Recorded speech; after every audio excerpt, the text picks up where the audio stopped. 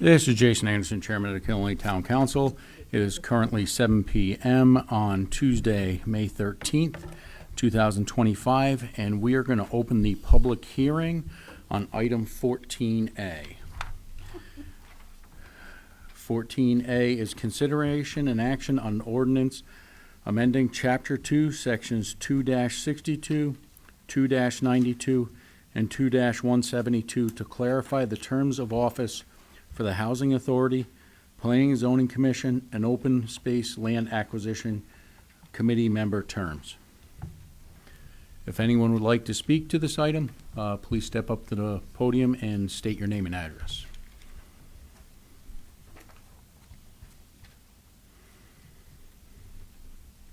I will add that after a review by Ms. Colorio and myself, we had noticed some discrepancies as far as the expiration dates of the terms for some of the commissions. By state statute, you're only allowed to have so many expire within one given year on planning and zoning. Also, there was other statutory language regarding the terms of the Housing Authority commission members. So we went through ordinance, clarified everything, and now have the terms staggered and set the way they need to be per town charter and state statute.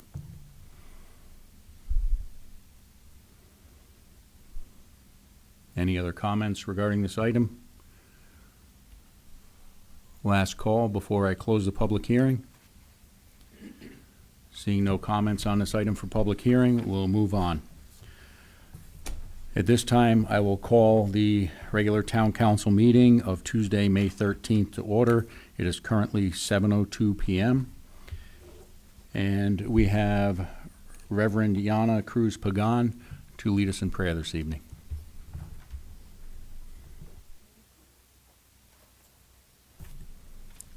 Just check to see if the microphone's turned on. It sounds like it is. Yep. All right. Thank you all for having me, pastor of Cornerstone Baptist. Let us pray. Gracious and loving God, we come before you today as a community seeking your wisdom, your peace, your presence in these trying times. We ask you to give us wisdom as we discuss this business and help us as we remember that we are not enemies but neighbors. Help us to work together. Bind us together in cords of understanding and grace. Teach us to listen deeply and to speak with respect and to act with integrity. We ask you for your strength as we go forth, and especially for our leaders and those who volunteer to dedicate their time in this town. In your holy and faithful name we pray. Amen. Amen. Thank you. Thank you. I pledge allegiance to the flag of the United States of America and to the republic for which it stands, one nation, under God, indivisible, with liberty and justice for all. For roll call purposes, all council members are in attendance except for Mr. Grandelski, who is absent with notification, and Ms. Murphy and Ms. Barclay are going to be late this evening. We'll now move on to the next item on the agenda, which is item 5. I will entertain a motion to adopt the minutes from special town council meeting April 1st, 2025, regular town council meeting April 8th, 2025, special town council meeting April 10th, 2025, special town council meeting April 14th, 2025, and a special town council meeting April 15th, 2025. That will cover items 5A through 5E. So moved. Motion was made by Ms. George, seconded by Ms. Wakefield. Discussion or corrections? Seeing none, all those in favor say aye. Aye. Aye. Opposed? Abstentions? Motion carries. We'll now move on the agenda. Next item up is item 6A.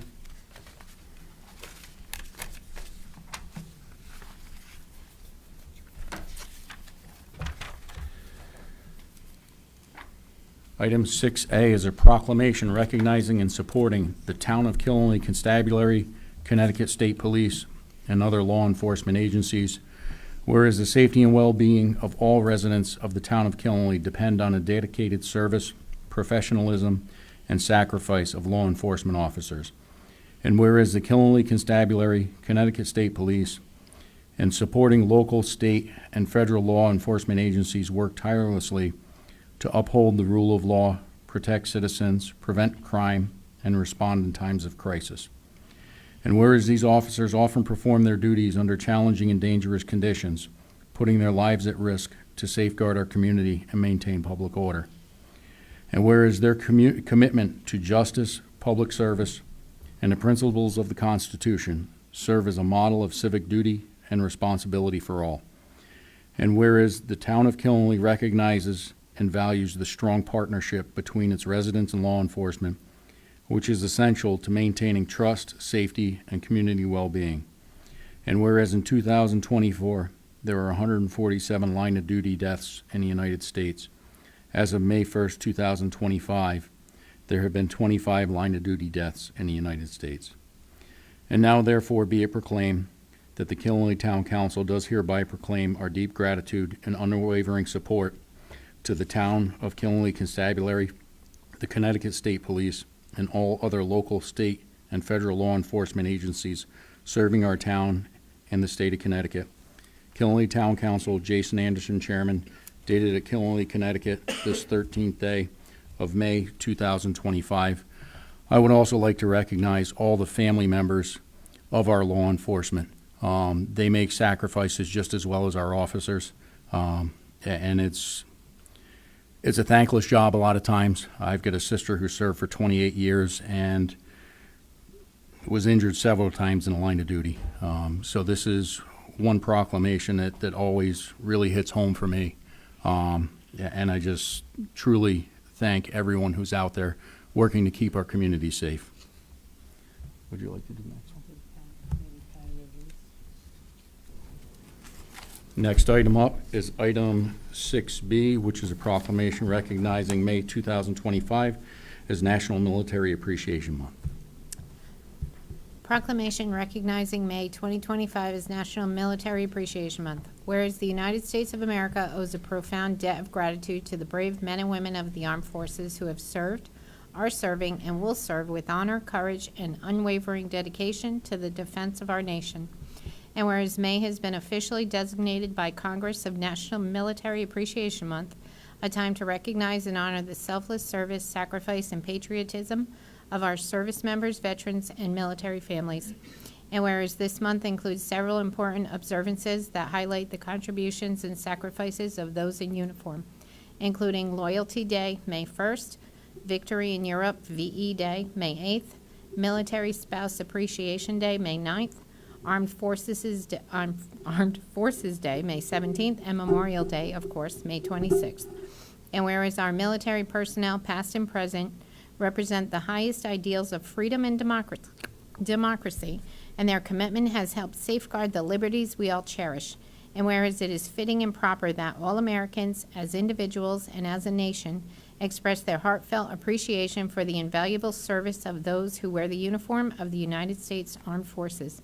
And now, therefore, it be proclaimed that the Killenly Town Council does hereby proclaim the month of May 2025 as National Military Appreciation Month, and urge all citizens to honor, recognize, and support the members of our military community through acts of gratitude, remembrance, and service. Killenly Town Council, Jason Anderson, Chairman, dated at Killenly, Connecticut, this 13th day of May 2025. Thank you, Ms. George. We'll now move on to item 6C, which is a proclamation recognizing May 2025 as Mental Health Awareness Month, and Ms. Wakefield will read this.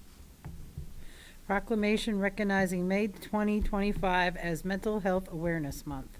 Whereas mental health is essential to overall health and well-being of every individual, family, and community, and whereas all people experience periods of difficulty and emotional strain, but stigma and misunderstanding often prevent individuals from seeking the help they need, and whereas 1 in 5 adults and 1 in 6 youth in the United States experience a diagnosable mental health condition each year, but many go without access to care. And whereas a greater public awareness and open dialogue are vital to breaking down the stigma surrounding mental illness and supporting those affected by it.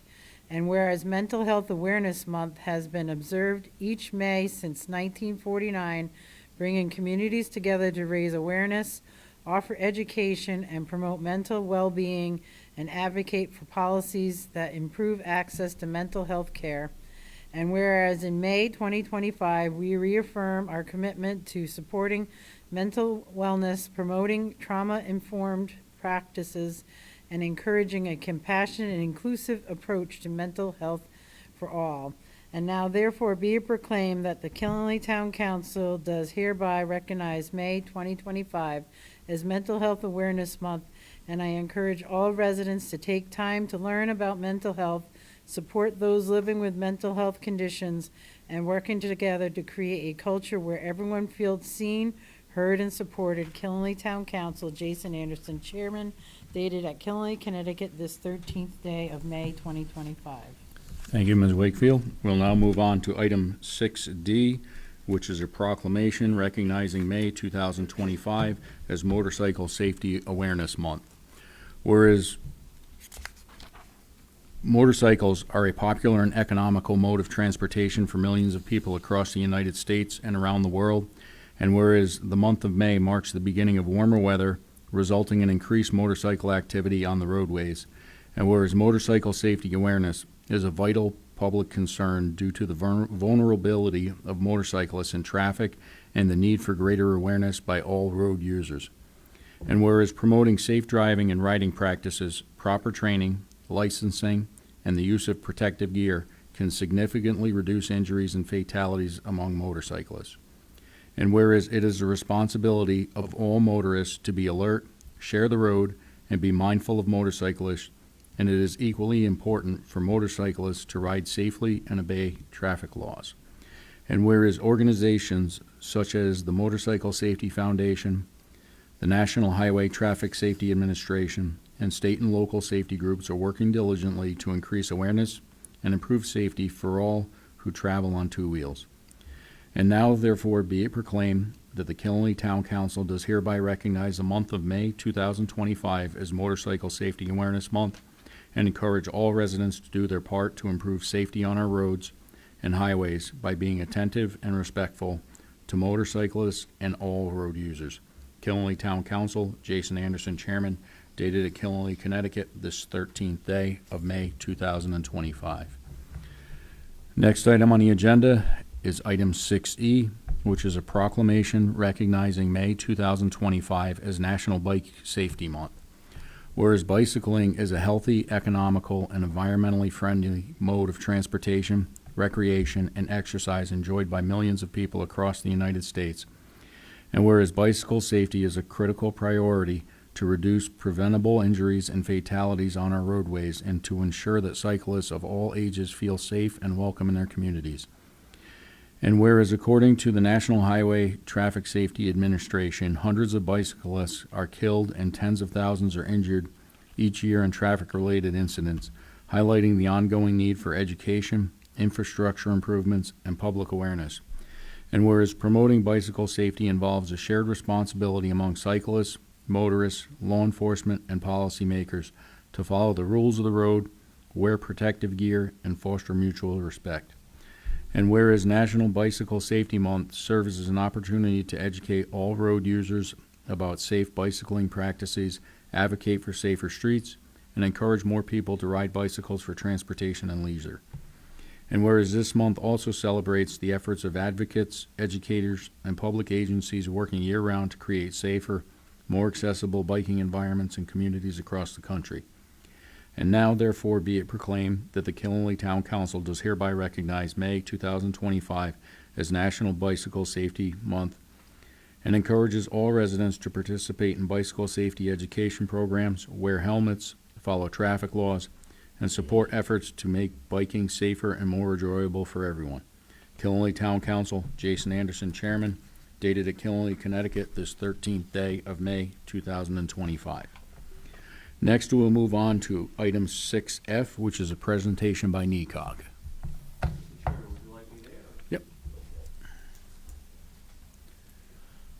just make sure that the green light's on one of the microphones. Got it. It's on. Thank you for that instruction, because I'm not too good with the tech. Well, thanks for having me, Mr. Chairman and the council. I'm looking forward to this for about 8 months since I joined NECOG. Mr. Filchek was my predecessor. I don't know when the last time he came before the council here.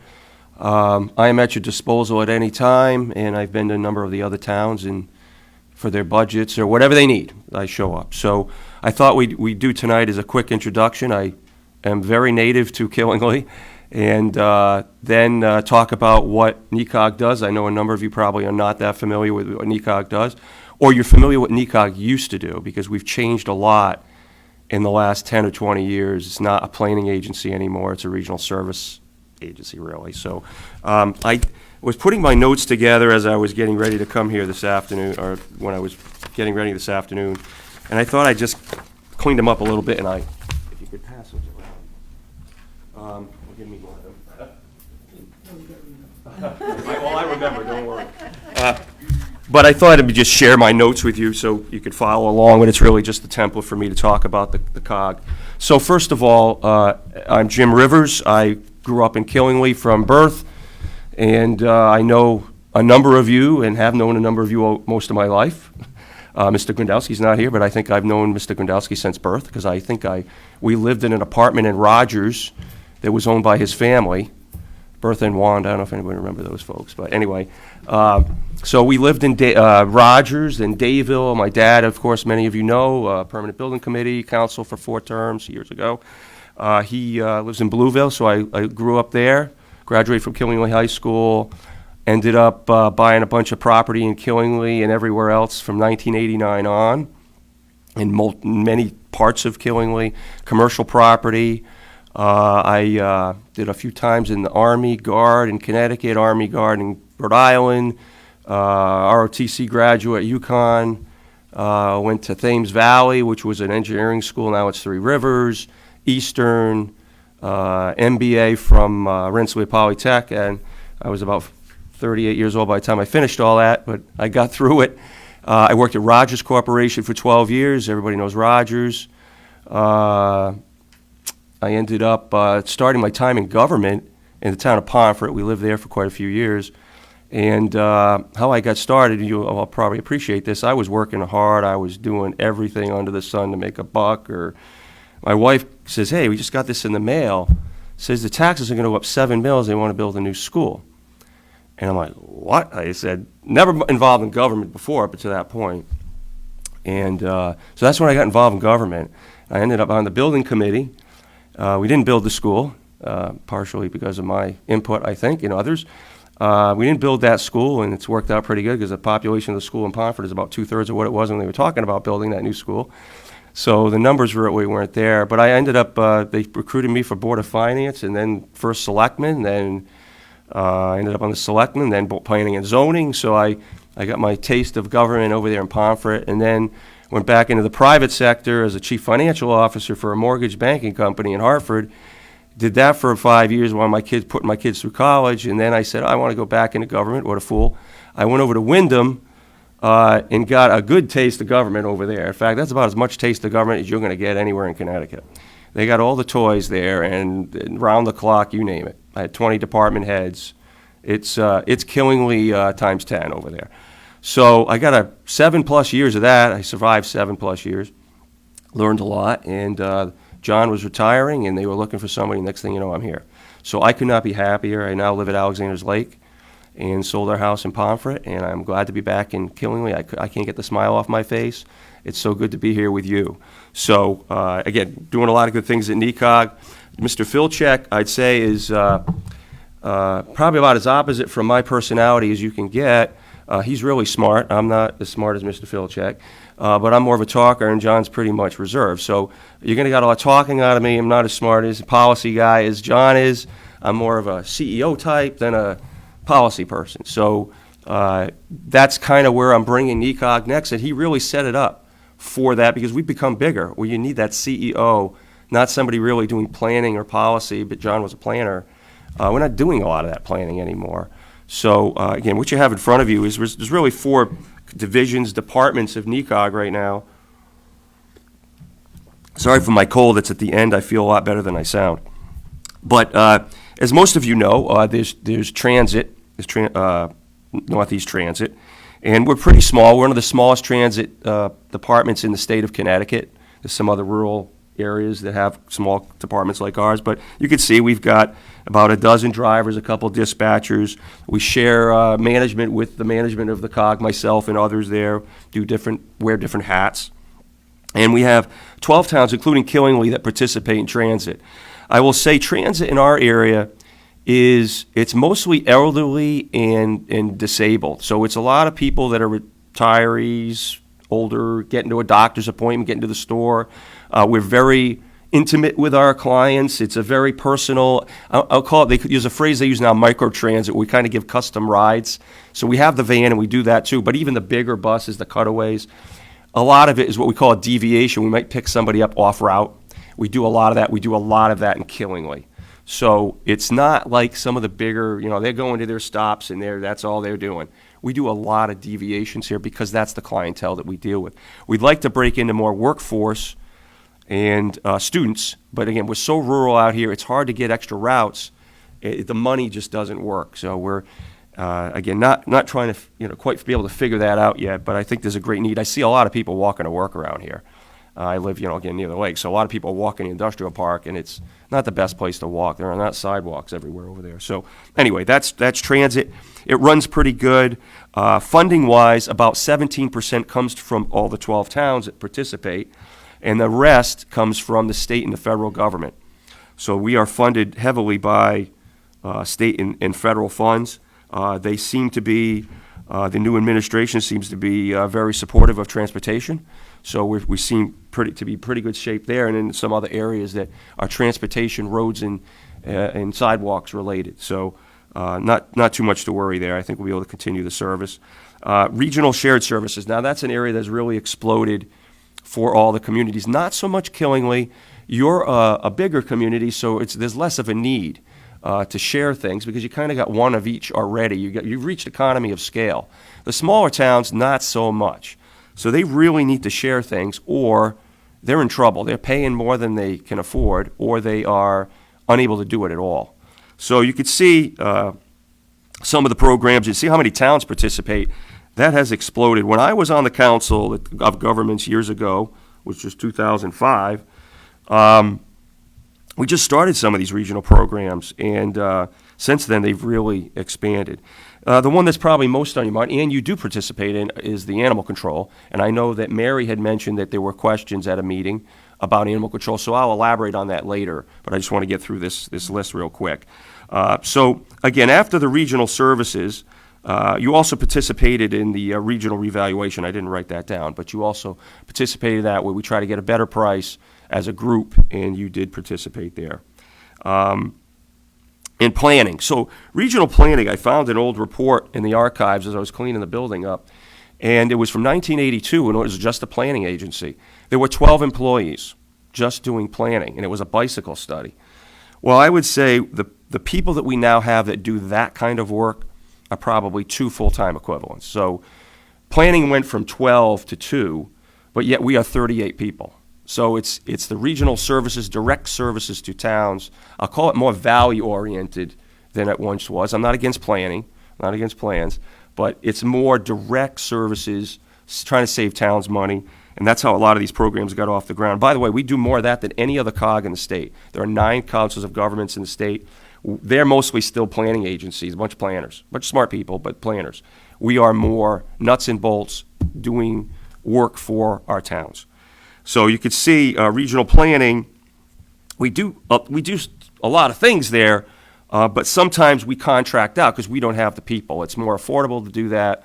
And like, for example, right now we have 2 studies going on, which include, Killingly, of course. One is Safe Streets for All, and what that is money to determine where the highest priority areas are for additional work, additional DOT work.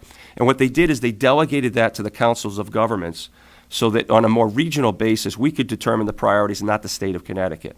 So what the state has done over years recently, I say since the Malloy administration, for a brief history lesson, there were a lot more employees at the state level back then, and there was a lot of cuts. The state was in a lot of trouble. cut. And they delegated a lot of things, and they have been since, to the councils of governments whenever they can, because it's easier to deal with 9 cogs. There used to be 15. They cut those down too. 9 cogs in 169 towns. So better to give us the money. The second reason they do that is I think there was a lot of pushback or feedback that the localities can determine their destiny better than the state of Connecticut can, and every region is different. You get down to Hartford, and they got different priorities than we do out here. Our 16 towns are generally on the same page on many issues. So why not have, the thought process, the thinking, the priorities being created or come out of the area. So that's kind of where we get engaged in planning, but you can see the list is long. We don't get too involved in any of this anymore. Again, we don't have the resources to do that. But again, if things pop up, we address them. A lot of what we do now is that GIS, which is Geographical Information System, for 10 towns, and that spills over on a regional basis too. We have a second grant that we receive from the state, once again, delegating to the regions instead of individual towns, and it's to enhance or improve the information and the data that's in all these geographical systems. One of the towns high on the list from the state was the town of Killingly. So you're getting a good chunk of that $200,000 grant to improve your data. Every town is at a different level depending on when they or how much money they spent over the years. Killingly, Chaplin, Voluntown, Thompson, their data is a little, I don't say messed up. It's just not up to snuff with where we want to be. So the money is mostly going to Killingly, Chaplin, Thompson, and Voluntown in this particular case. So you're getting a pretty good shot in the arm there. Last on my list of things that we do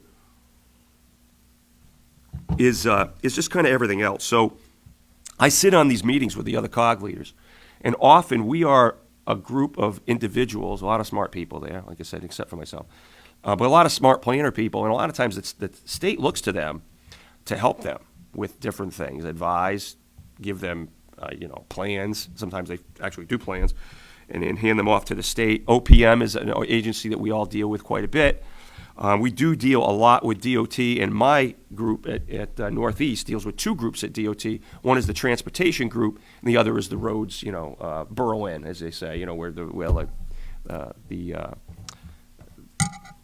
mucky mucks are, I guess you would call it. So again, we deal with those 3 main agencies, but we also deal with DEEP from occasion, time to time, in other agencies. We don't do a whole lot with mental health. We don't do a lot with housing, although there's a number of bills right now that are, I'll say, disagreeable to all of our towns. I would assume as well as Killingly, where the state is trying to mandate how much housing we have and how we do that. So the COG is like CCM or COST, and I think Killingly belongs to both of those organizations. We're another angle on that. So, but we represent towns on a regional basis, where COST and CCM, one of the problems there is they're trying to represent all the towns at once. So in the case of the housing, all 9 COGs are against what's coming through or trying to be passed through the state. All 9 COGs. Sometimes we are in disagreement. So in this case, we're in agreement, and that's one of the things we do. We are advocates. We are lobbyists. I go to Hartford occasionally.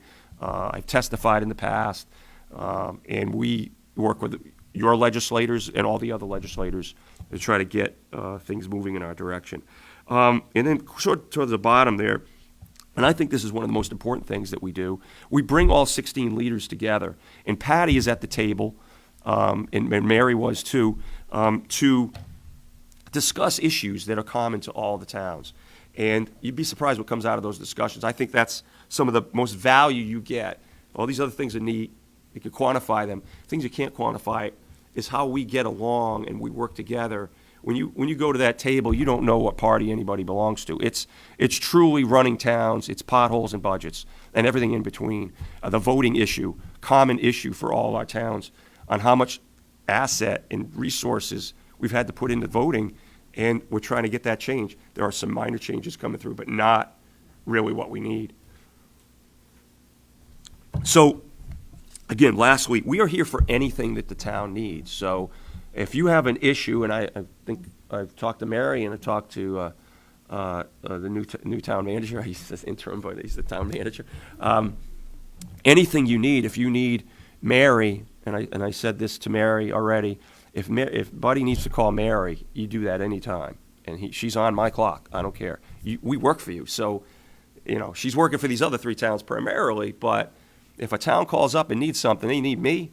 I've helped most of my leaders already since I've been there 8 months with some how to run my town stuff, because I ran towns and I'm more experienced. So we're here to help you in any way we can. And again, if it gets to be too many hours or too much time, I'll let you know, and, we'll figure something out. But don't worry about it. If, again, Patty or the town manager, just, Mr. Chairman, if you need anything, you call me personally, anything you want. I don't care, any of you.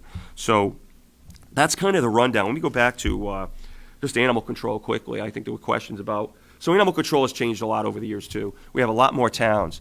And I'm here to tell you, which I don't know if I've done this publicly, maybe a little bit on the radio recently, we are shrinking animal control. Right now we have 24 towns, entities.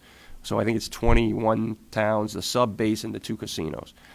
We have lost a few of the towns to a new facility being built in Montville. So some of the towns to the south are joining Montville. Great for them, great for us.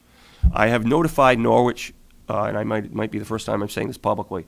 I have notified Norwich after discussions with them over the last few months that this will be the last year we serve Norwich. I've also raised their fee up by $110,000 because that's what it costs to run that place, and we're not going to run it with Council of Governments money because they're not on our council. So I don't mind putting extra money into animal control if it's just the towns that we serve. That's okay. We'll take money from one place. It's okay. It's all our money. When I'm taking money from you and giving it to Norwich because it's not, the books aren't working right. So anyway, we're gonna move Norwich along. Great town, love them, love the town manager John down there. But the math just isn't there. So we're gonna consolidate. And the other towns that are not in the Council of Governments next July are going to have a base fee on top of their per capita fee. So they're going to pay more than the towns that are in the Council of Governments because, and as I get into animal control, it's ugly. Animal control is law enforcement. It's not taking care of animals. We have to take care of the animals. We have to rescue the animals. We have to board the animals. It's a consequence of the law enforcement action because they don't make bail. We take animals out of a bad house or bad situation. They don't have anybody to help them but us. They don't get to make bail. We're not giving them back to these folks. So we have 150 animals right now, both areas, Norwich and Killingly, and it's a job right now taking care of those animals.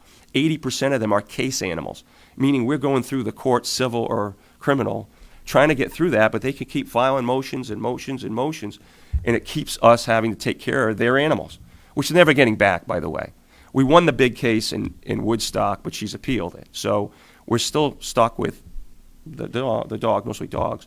And they're getting back to life. They look a lot better.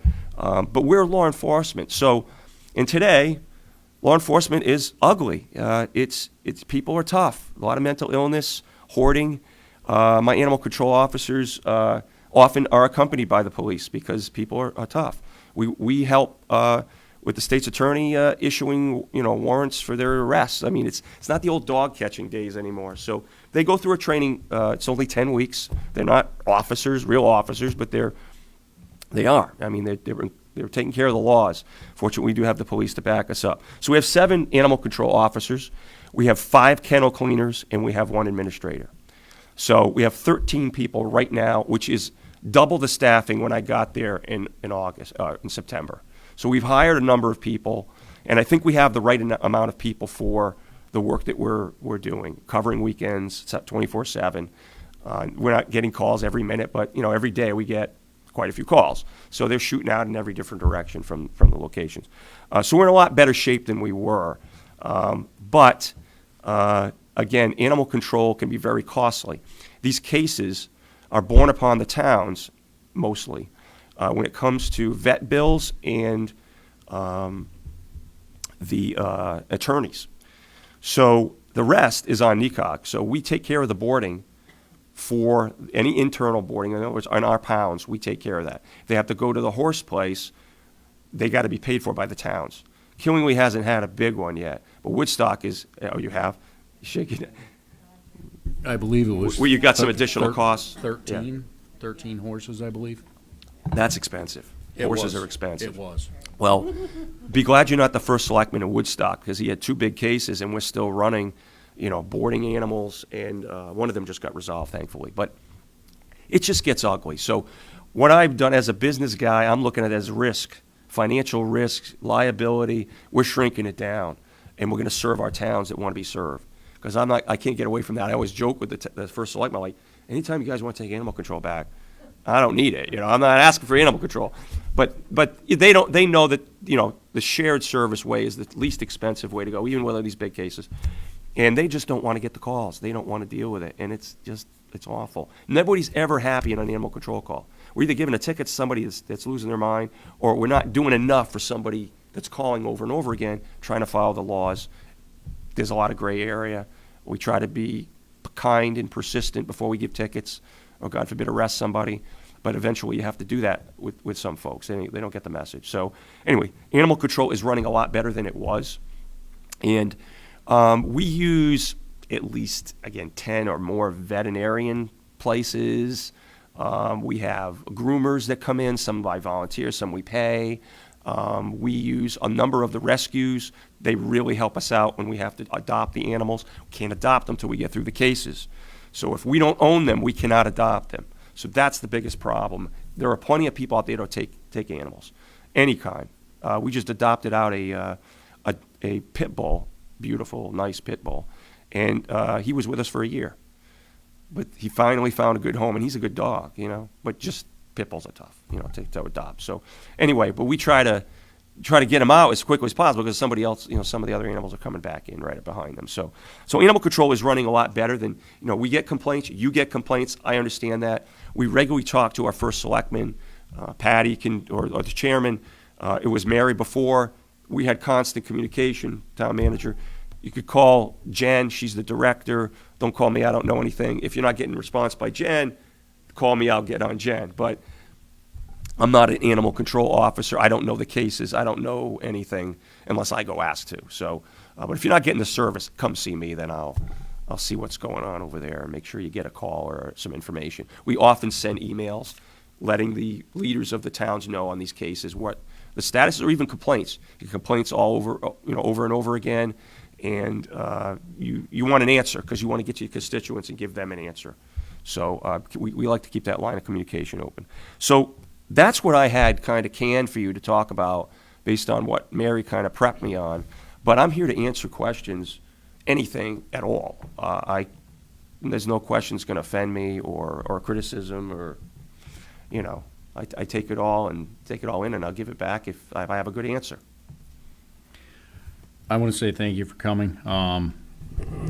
It's great for me to hear that you're doing something with the animal control and making changes, because that's one of the biggest complaints I've heard in relation to NECOG from citizens is issues with animal control.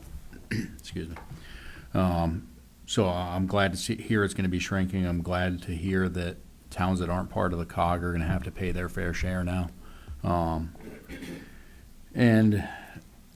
I do have one question. As far you had mentioned the GIS program, Yeah. Which GIS system is NECOG using? Because I know we're using Axis here.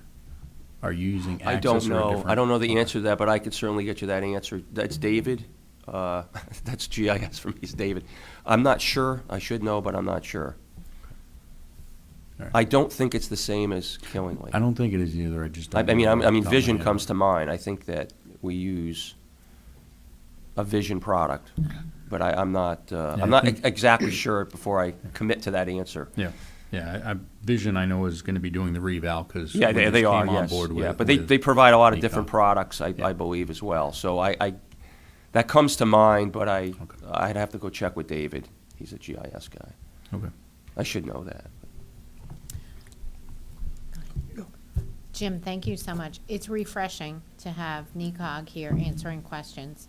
And in the 6 years I've been on the town council, this is the most in-depth information. And I've been sitting as a liaison for years now. And you have just broken down exactly what you guys do. So this is great to have. And the open door policy, like the communication you have brought to the table is so good. Because as Jason said, the worst feedback we get about NECOG is animal control. Yeah. And that people don't know what the hell you guys do. Yep. And now we do. And I think, like you said, you're working from a CEO standpoint. it's going to help because you're putting on your business hat and it's not policy. And I think, and John was a great guy, don't get me wrong. Oh, he was, But absolutely. he was He all is. He about is a good guy. policy. And I appreciate the fact that you said all 9 COGs are against the zoning regulations that the state is trying to push on all of us. Because there's a lot of hesitancy there, because a lot of people know you guys do, lobbying work. But a lot of people think that you're aligned with what the state wants. And it's refreshing to hear that we now know, concrete, you're not. And you are working for the towns that you serve. So thank you so much for that. Yeah, go ahead. The other question I have is, Nancy Grandowski was in here recently, and she talked about volunteers. Mm-hmm. Is there any room on the table for you guys to bring volunteers back in to help with the animals at the locations? Or is it a no. liability thing? No is the quick and direct answer. Okay. And there's a number of reasons. The liability, 80% of our animals are case animals. If something happens to one of those animals, I will say, I think there was some questions maybe about accountability, and maybe I didn't mention this. In addition, obviously, the chain of command that we have, which is, the folks in animal control, the director, myself, and then the 16 leaders, the state of Connecticut works with us almost on a daily basis. So they have state animal control officers that come out of the Department of Ag, and they're working with us. They go to some of these cases with us. They're in our facility all the time. If there's something wrong with our facility, they let us know. So there is accountability. But as far as the volunteers go, I recommend to people when I get calls on that all the time. They want to help. They want to give. People love animals and they want to help. And I say, look, there's a lot of good rescues around here, and we work with them. So if you help them, you're going to see those animals anyway. Because if they have more help, they'll have more capacity, and then we are going to move those animals over there anyway. We do not want to keep animals. We're not a boarding facility, Right. and we want to move them on to the rescues and to anybody, a good home, of course. And if you want to volunteer for them, as indirectly, you're going to do that. The other thing I would say is we're working on trying to build a new facility. Of course, they've been doing that for 20 years.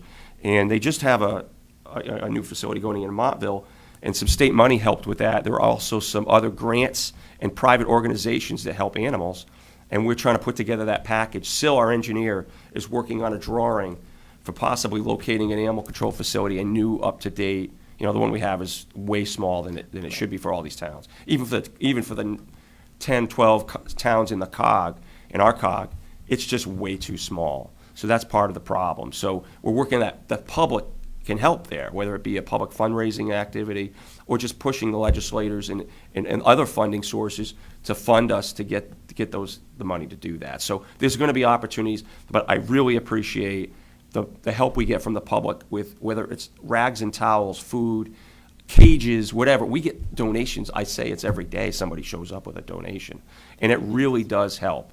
There's some things you just can't even really buy, like rags and towels. We blow through them. We're taking care of 150 animals, so we need all the supplies we can get without having to pay for them. And if we have to pay for them, the towns eventually will have to pay for them. So you're helping your town out too by doing that. Somebody asked me the question, if we don't give you food, does that mean they're going to starve? I said, no. We'll just go buy the food, but it will come out of the coffers. We'll buy the food. But it's always, people want to help, and people are very generous in this area. It's surprising They how are little very. people have here, but how much they give. And animals, they love animals. So that would, be my answer on that. is- Do you have a specific list, like a check of the things that you need donated that we could all share like on our page, or we could even put on the town website page? Sometimes I think it's on our animal control page. Okay, I so we often, could just share from I there. have gone through it on WINY and just read it off, but I'll make sure that Jen puts it on our page. Okay. And it might change, right? If we get a lot of, too much of something, we got a lot of dry dog food Right. a few months ago when we asked for food, pallets of it. Well, it does go stale. It's like your food in your house. It does go stale. You don't want to feed dog, old food. So we got too much of that, not enough canned food, because the canned food costs more.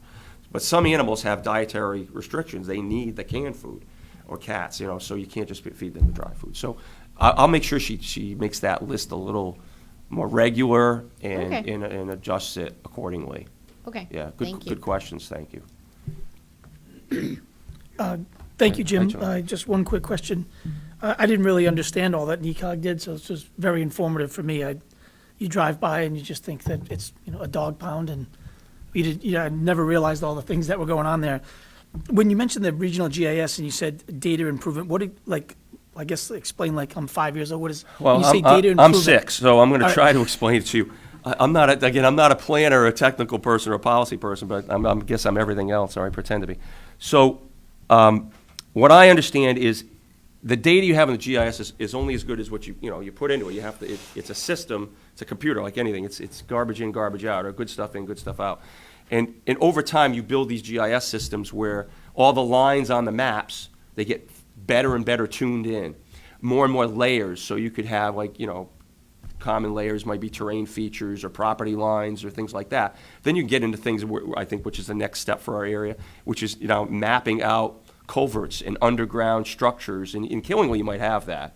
You have an engineering team here. You may have those layers. And so that's what it is. It's basically mapping of everything to do with the area. So when you say regional, we got this regional grant to improve the most unimproved towns. No insult to Killingly. And I mean, you're like 97 or 98% there. I'm not, you're really there. But there's certain things the state was looking for to get everybody on the same playing field. So anyway, what they're going to do, again, a common thing that you're seeing a lot is you have all these old town lines. And there's sometimes disagreement between the towns where it actually comes together. Somebody's got to get out there and fix it, and then record it, map it, and that's one of the things that GIS does. So it's data. It's really geographical data, and it could be anything from old days it was wetlands. It might be a zoning overlay. It's everything. And again, you can we got 10 towns on the system. You kind of go to one place to get everything you're looking for, and there's an interaction with the assessor's data too. So. There's a word they use, it's called CAMA, which is computer-aided something, assessors, something data, I don't know. So it's CAMA, and again, that interacts with the assessors because when they're doing their assessments, they go to that geographical system. Other things that all connect now is building permits. So again, Killingly's probably more sophisticated. You probably have when somebody pulls a building permit, feeds right in. Next thing you know, everything all just kind of lines up and one shop stopping on information. So again, GIS is, interestingly, for our rural area, we got a grant or something 20 years ago. And we started before most of the other COGs that are much larger than us with that. So we were ahead of our data in a lot of our smaller towns out here is better than some other parts of the state. So in a way, we're ahead in a lot of areas. I mean, look at all of this stuff. We do more than any other COG, and we're the smallest COG by population by far. Not geographically, we're probably second or third largest, from a land standpoint. But we have more employees than any other COG because we're doing stuff. They're just kind of planning policy, studies. They're doing things like that, advocating for their towns. But again, every community is different. One of the programs, the town administrator program, that we stole Mary from you over, but it really is, it's the first of its kind in the state. And there's a lot of interest across the state about that because there's still a lot of other small towns, like Killingly, you need a full-time person. That's, it doesn't make sense to do that. But you get a town like Brooklyn, I was out there last week and they started a committee, what to do next. They were first selectman town. Do we do an administrator? Do we do a town manager like Killingly? And they're just kind of figuring out because a lot of the first selectmen they're aging out like a lot of the other skills in the municipal world, and they need help, and they need professional help. And the problem is there aren't too many town administrators either. So you're going from the pot to the frying pan because, okay, now you want a town administrator or a town manager, as you're about to find out, because I know who's going to apply to that job because they applied to Wyndham when I left Wyndham. They applied to my job when I got it at COG, and they applied for the town administrator job. So I've seen 3 lists of what you're about to see. I could probably give you the names. So it's pretty skinny. Sometimes you get lucky and somebody's just ready to look for a job and move on or move up to a bigger town. But again, we're the first of our kind. A lot of these programs, they don't do this stuff in other parts of the state because they don't have to. The necessity is not there. What drove all this was money. Because the only way to save some money is to come together, It's like animal control. I think you guys pay $73,000 a year. One of my supervisors with benefits and fully loaded is over that amount of money, You get to the vehicles and the dog pound and the cleaning and the food and the lawyers and the vet bills, you're going to blow that away. I think the budget in Wyndham is $200,000 for animal control out there. So, and again, Norwich didn't blink. We're going to charge them $320,000. They didn't blink. They want me to keep doing it. with the increase that I gave them. So, anyway, Yeah. I went a long way on the GIS question, No, but. I just would have never thought that that's what it was, the geographical, that's just very interesting. Yeah, it's a tool that, you know, hasn't been around that long, but it's very powerful. And everything is together with other systems now. But I'm not the expert that's not my cup of tea. That's Jim Larkin that runs the. Jim Larkin camera. is the department He head does. and Jim's been with us, I can talk a little bit about the team. Jim Larkin has been with us almost 20 years, maybe 18 years. Jim is Killingly native. 1987 graduate. Yeah, oh, boy, here we go. So Jim is just a young man, and he's running that department. It's pretty, there's 4 people in that department, GIS. He has Delia, who has a master's degree in planning or something. Cameron, master's degree in public administration. David runs GIS, master's degree in GIS. These people are smarty pants people. I don't understand everything they do, but I'm glad I have them, and they're busy. They're wearing a lot of hats. They do a lot of different things out of that group. Like I said, that group, that used to be 12 people. Now it's a couple that do planning stuff. It's just too much to do. But, yeah, we have a really good team over there of folks. Glad to have them. I know you keep downgrading yourself that you're very smart, but I want to thank you for coming and giving us all this information. It's good to get that kind of helping people understand what exactly they're paying for. But I think the other thing that, even though you say you're not very smart, you actually have experience of running a town, small town and then a big town, and that's huge. That's huge, particularly when you're dealing with other town leaders. Sometimes you just need somebody that's been in that position to understand where, I think it puts you at a good spot, particularly when they're advocating part. So thank you. Yeah, I appreciate that comment in all of you. One thing I'll say, Mr. Filczak, a lot of what we're doing now had to be enabled by legislation. Somebody's got to write that legislation. He did that. So maybe he's not the town leader I am, but he needed to come before I showed up because he's the one that set this up so we could do this, because these other cogs don't care about this. They were not going to do this because their towns aren't asking to save money or services. They don't care about money, to be honest with you. We care about money over here, so we don't have a lot. But you go to some of these other towns, even the small towns, they're like, we're okay, we'll hire a full-time building official. We're a town of 4,000. They don't care.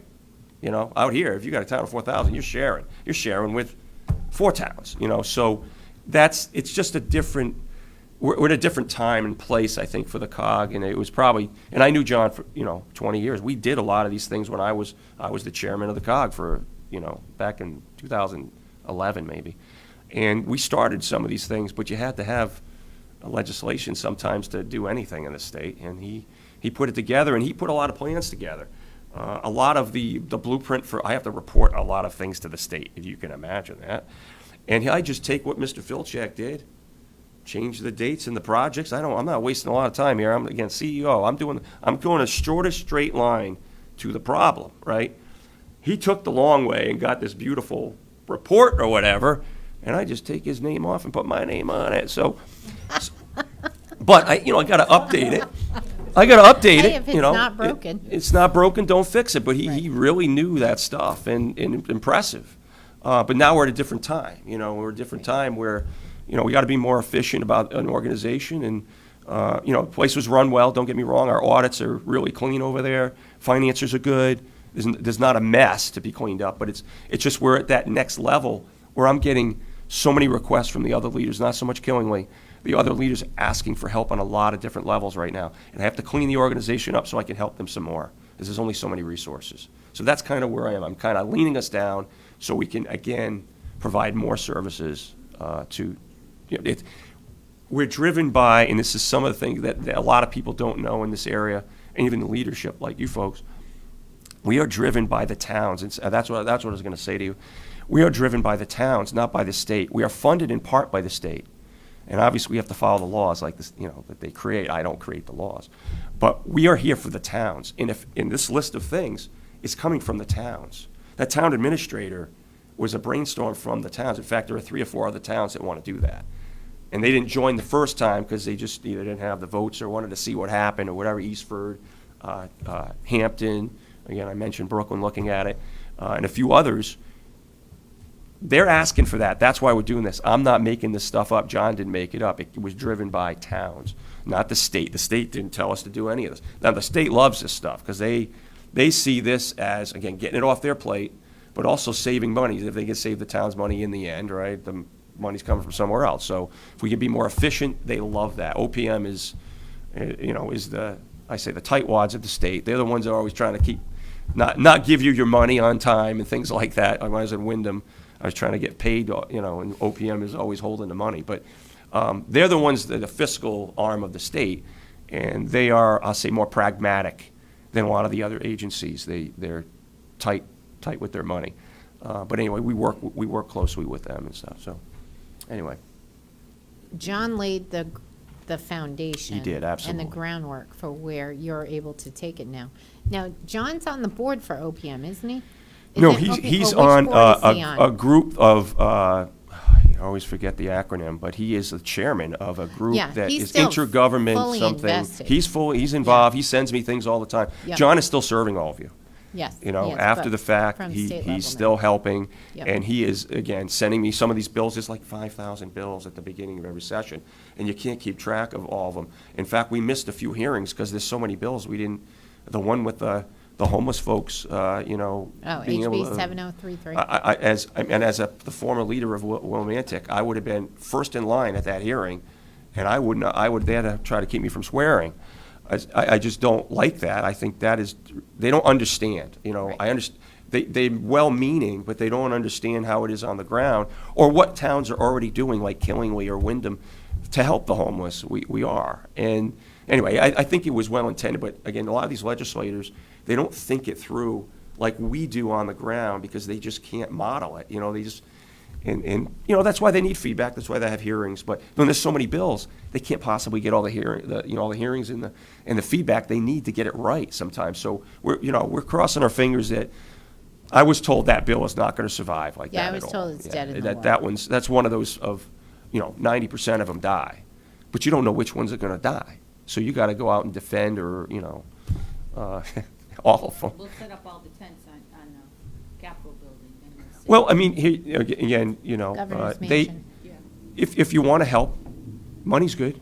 Give us some more money to help the homeless. I'm all about that. But again, don't tell us what to do without, I hate to say, unfunded They gave the money mandate. to the employees with a 33% pay raise, so that's where the money went. Well, it's going from one place to the other in another. So you get again, if it's not going there, it's going somewhere else. But look, don't mandate things on us towns. We're struggling here. We don't need more things that are not paid for. If you want to do it, okay, bring it. But often they start programs and then they don't continue to fund them. You got to watch out for that too. They'll back off the funding. So in a way, ECS, which is we're all biting our nails right now, is without a raise, and I don't know how Killingly's been, by the way, but Wyndham was getting big raises because it's one of those towns that were, on the radar, one of the cities that were on the radar. But a lot of the towns out here, even though some of them are distressed, are not getting the ECS money that keeps up with inflation. So the other towns are getting it, but not, towns we're that being need held flat, to that ECS number. So that's really a reduction. I mean, you're not going up by inflation, and somebody else is getting the money.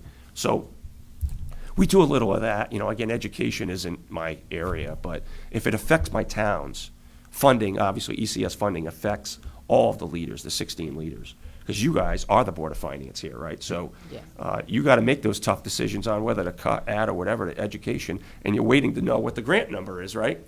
What are you all wondering right now? You're figuring out what their budget's going to be, but you don't know what the funding's going to be until June 4th. Meanwhile, your budget's passed probably, or Yeah. maybe, maybe No, not be. maybe. We'll see. We'll see it's happening We'll see. tonight. Yeah, we've got another 2 minutes of voting Yeah, we'll tonight. see. There you go. So, and any other questions, comments? Just a quick little comment that, about giving yourself more credit, because if a little bit of your dad rubbed off on you, you should do well, because I've been on the permanent building committee with him for the last 8 years or so, and he's very knowledgeable, and he's a good asset to the town, being on the permanent building committee. My dad, I say about my dad and I, we're much alike, except he's a nice guy. That's what I tell everybody, I've learned one thing from my dad. you better listen to him the first time because you're going to end up doing whatever he told you to do at the end, you know. So right now, I don't even argue with him. Okay, you're right, Dad, all right. That's correct. But, you know, he's served this town for many years, and my grandfather was a state rep here, too. The 50th district, when it was Killingly was the 50th. And he was in the early 50s, a couple of terms, my grandfather. He lived on Gendro Drive most of his adult life. And so the government thing, I guess, got passed on. The mill thing did, too. My grandfather worked in the mills, and my dad did for 40-something years at Rogers. And then I ended up working at the mills, and broke out. I broke out of the mills, but I worked in the mills about 14 years, but tough job. I worked at Rogers Corporation. Yeah. I'm glad to be here. I can't stop smiling. And I really, just one comment, Mr. Chairman. I went to the town meeting the other night, and I hadn't been to a town meeting in Killing in quite a few years. I've been a little busy. And what a whopper of a meeting. I mean, I'm sitting there, and I hate to say it, but I was smiling because I wasn't up there and I wasn't you. And I'm like, oh, I don't know what I do tonight. This is a tough meeting. This is like no good choices here. And I knew enough to know once I got there, you had your hands full. Maybe you didn't know it yet, but I knew it. I'm like, there's 500 people here. Yeah. And no matter what it is, I will say this about Killingly.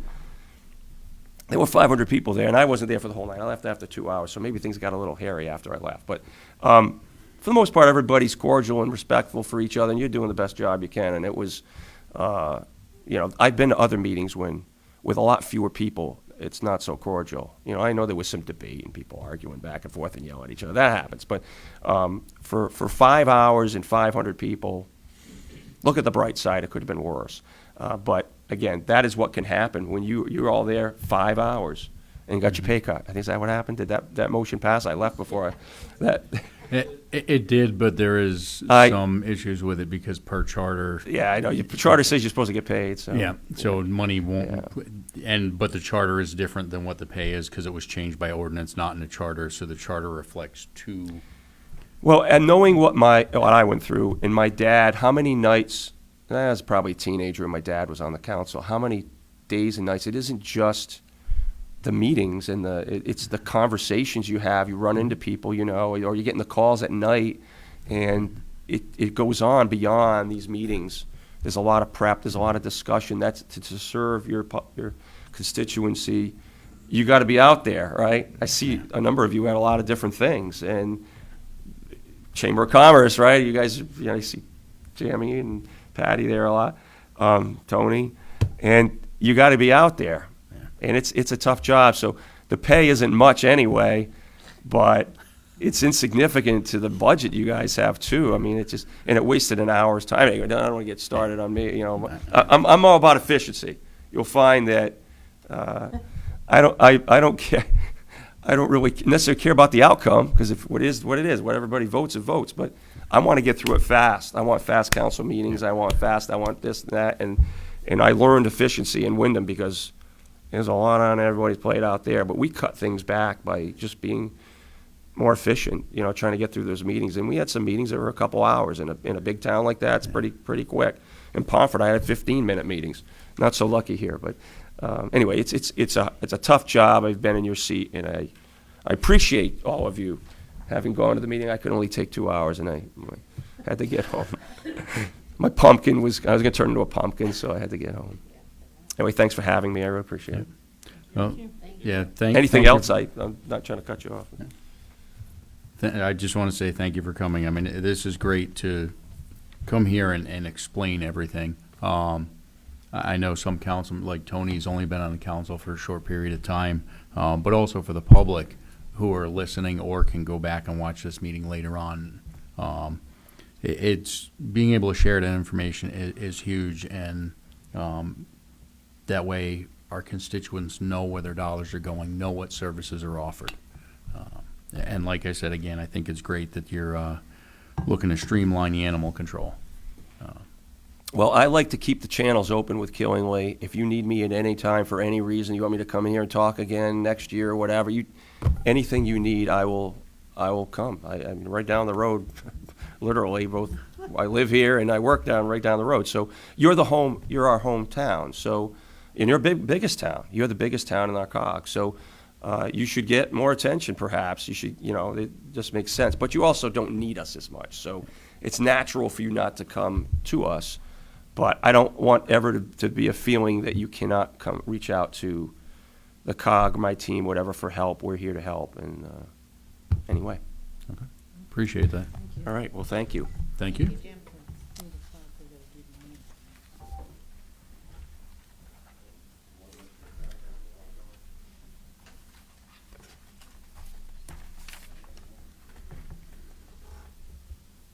to move that up?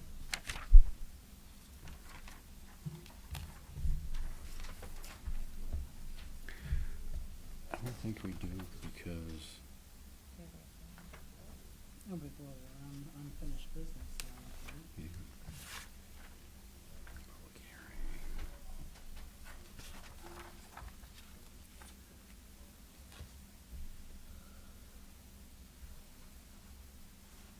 yeah, because normally it's set for 8 o'clock and on this one it isn't. Yeah. Because that's different when there's, because it's just us voting, it's not the public vote. That's the difference between them, that's why we don't have it at 8 o'clock. All right, so this time, we'll move on to item 7. There's nothing for item 7, which is unfinished business for town meeting action. At this time, we'll move on to item 8, which is citizen statements and petitions. If anyone would like to make comment, please come up to the podium, state your name and address. And Buddy, did we have anything submitted by email? No, sir, nothing in person or email. Okay, thank you very much. So again, if anyone would like to make public comment, just step up to the podium, state your name and address. Last call for public comment. Seeing no public comment, we'll move on in the agenda. Next item up is item 9, council and staff comments. Ms. Barclay. I would like to address last Monday, May 5th's public hearing and bring forth the comments and phone calls and emails and text messages that I received. Some of my constituents left very much at the beginning of the meeting because they knew it was going to be a 3-ring circus. I'm saying that very nicely. Others said that they will never, ever come to a town meeting again, that it was appalling. We had teachers, students, young students, many out-of-town residents, and what they saw was cheating, and that's an arrestable offense, cheating at an election. So is that what we're teaching our children, is how to cheat? Some of them were young children. We saw a lot of disrespect to the counselors, especially to Jason and to Andy, being interrupted. Is that what we're teaching our children, how to bully and disrespect people? We saw teachers making over $180,000 combined salaries. Of course, they're going to advocate for an increase in the Board of Education budget, while my constituents, the ones who reached out to me, were mostly elderly, worried about being able to stay in their homes. I saw a teacher who obviously doesn't know anything about budgeting, crying about the amount of money being cut from $400 to $200 to buy crayons and colored pencils. You can go to Target, Walmart, Staples, you get a teacher's discount, and buy crayons for 25 cents a pack, colored pencils for $50. Do you really need $400 to buy colored pencils? When I went to school, I got a pack of crayons in kindergarten, and the rest of the grades, the crayons were in a box that everybody used communally. There was just so much crying out. 2 teachers said they were there for the children, yet one didn't work in their district in New London. The other one left their district because they weren't getting enough money. Is that all about the children? There were a couple of children who got up there and spoke about give the teachers more money. If it's all about the children, it's not all about the money.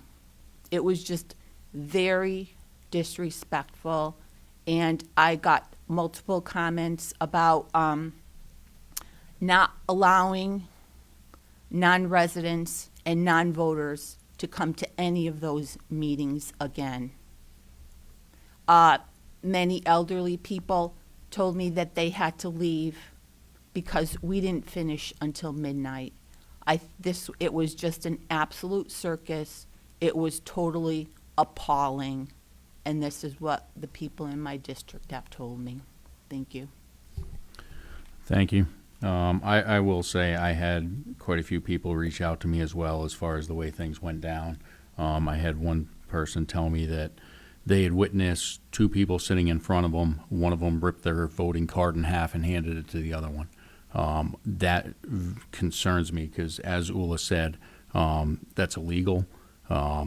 It's punishable by fine, and also I believe it's 1 to 3 years in jail. So I take that seriously that we have that going on. I am going to work to make sure that we put things in place to prevent something like that from happening again. I do apologize. I had in the past at certain town meetings, annual town meetings, reiterated during the beginning of the meeting what the state statute says in regards to illegally voting, and I had brought up what the fines were, what potential jail time was, and I apologize for not bringing that up during that meeting. I think that may have cut down on what we saw going on. That just shows that election fraud happens here in Killingly.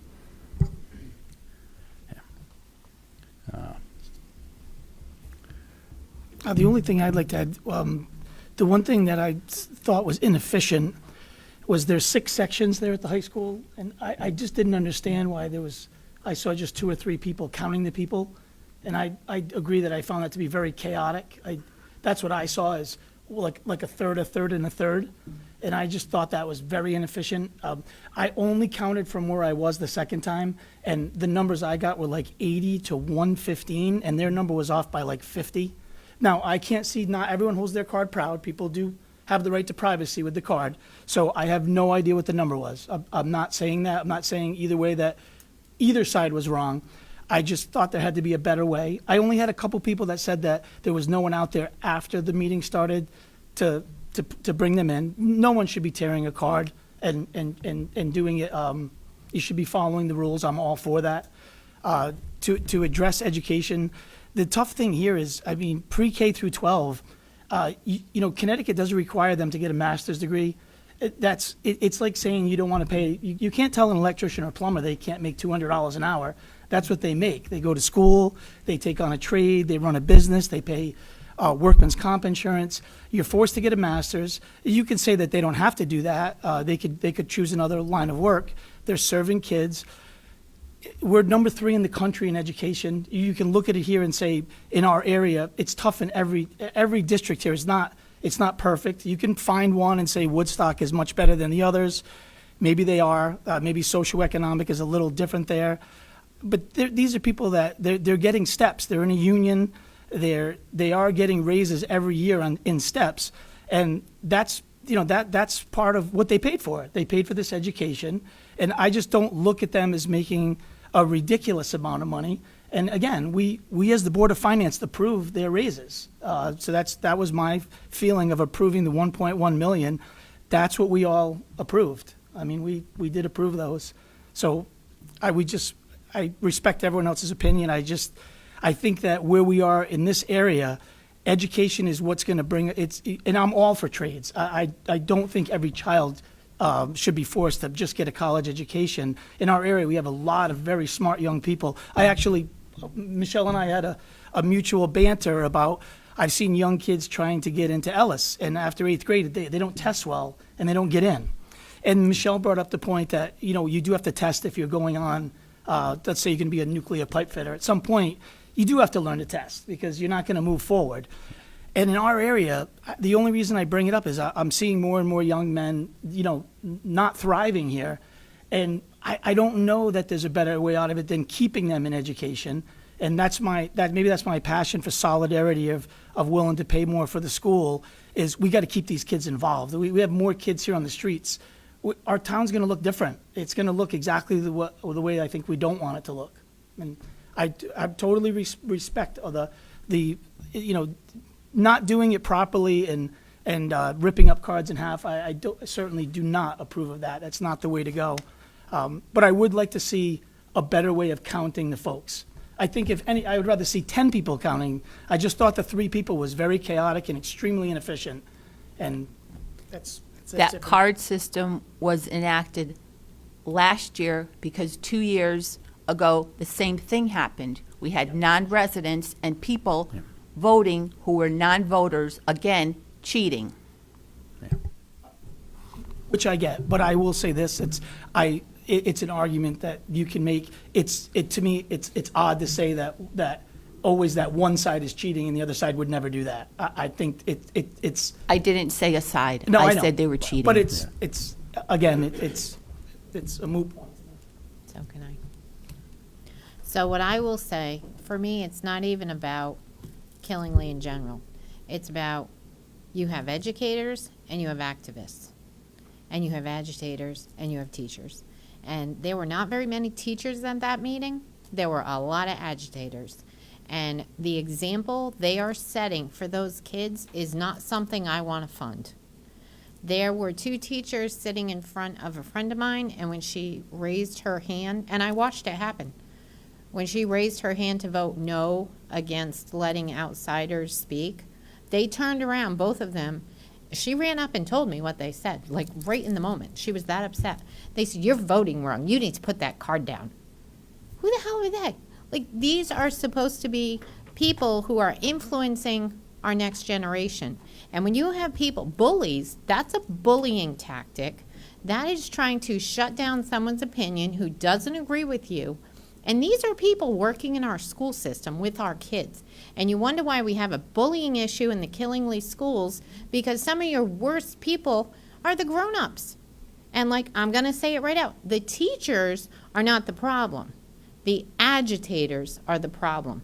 And the teachers that do a good job, that put in a day's work, and then there were some sitting bragging as they're leaving. "Oh, I called in, I'm not working tomorrow. This is too late for me." But you're worried about the kids? And then parading a little 2nd grader. "Oh, please don't fire my favorite teacher." You're worried about that kid's mental health? So apparently at some point during that week, they convinced those little kids that they might lose their favorite teacher. So you need to come out and speak for us. That is, I'm not going to say the word abuse, but that is the most unethical, immoral thing. And where was the parent? Come on, a 2nd grader? We have 7 social workers in these schools. We have a mental health clinic. We had a 10-4B complaint. The whole conservative side got beat up because we don't care about the kids. And then you parade a child like that at budget time? And you got them out till 10, 11 o'clock at night? Midnight. Where is your brain? And you're influencing these children. I don't want to fund people like that. I don't want them working in our system. In fact, I'll go on the record. I hope she's the first cut if they end up losing teachers. That was so awful. As a parent, I felt terrible for that child because she was absolutely adorable, and you could see in her little face while she was reading, she is terrified of losing her favorite teacher.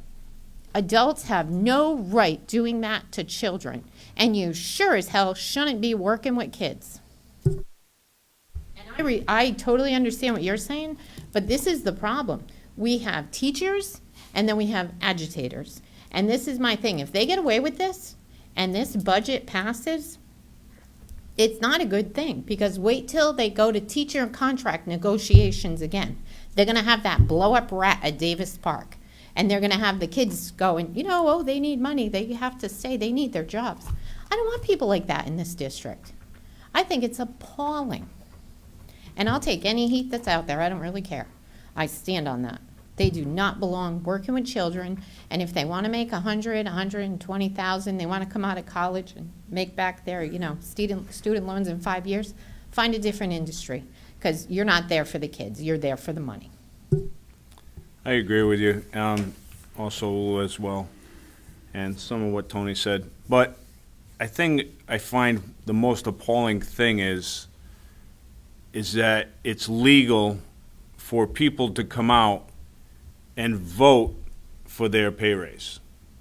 I think that's insane. I mean, I just believe that's, and obviously we could go back and we could vote and say, okay, we want $50,000 a year for the town council. I think that's insane as well. Obviously, it has to go to town vote, but I think to vie to get that onto the town ballot, I think it's completely insane that we have that policy, and that policy should never exist.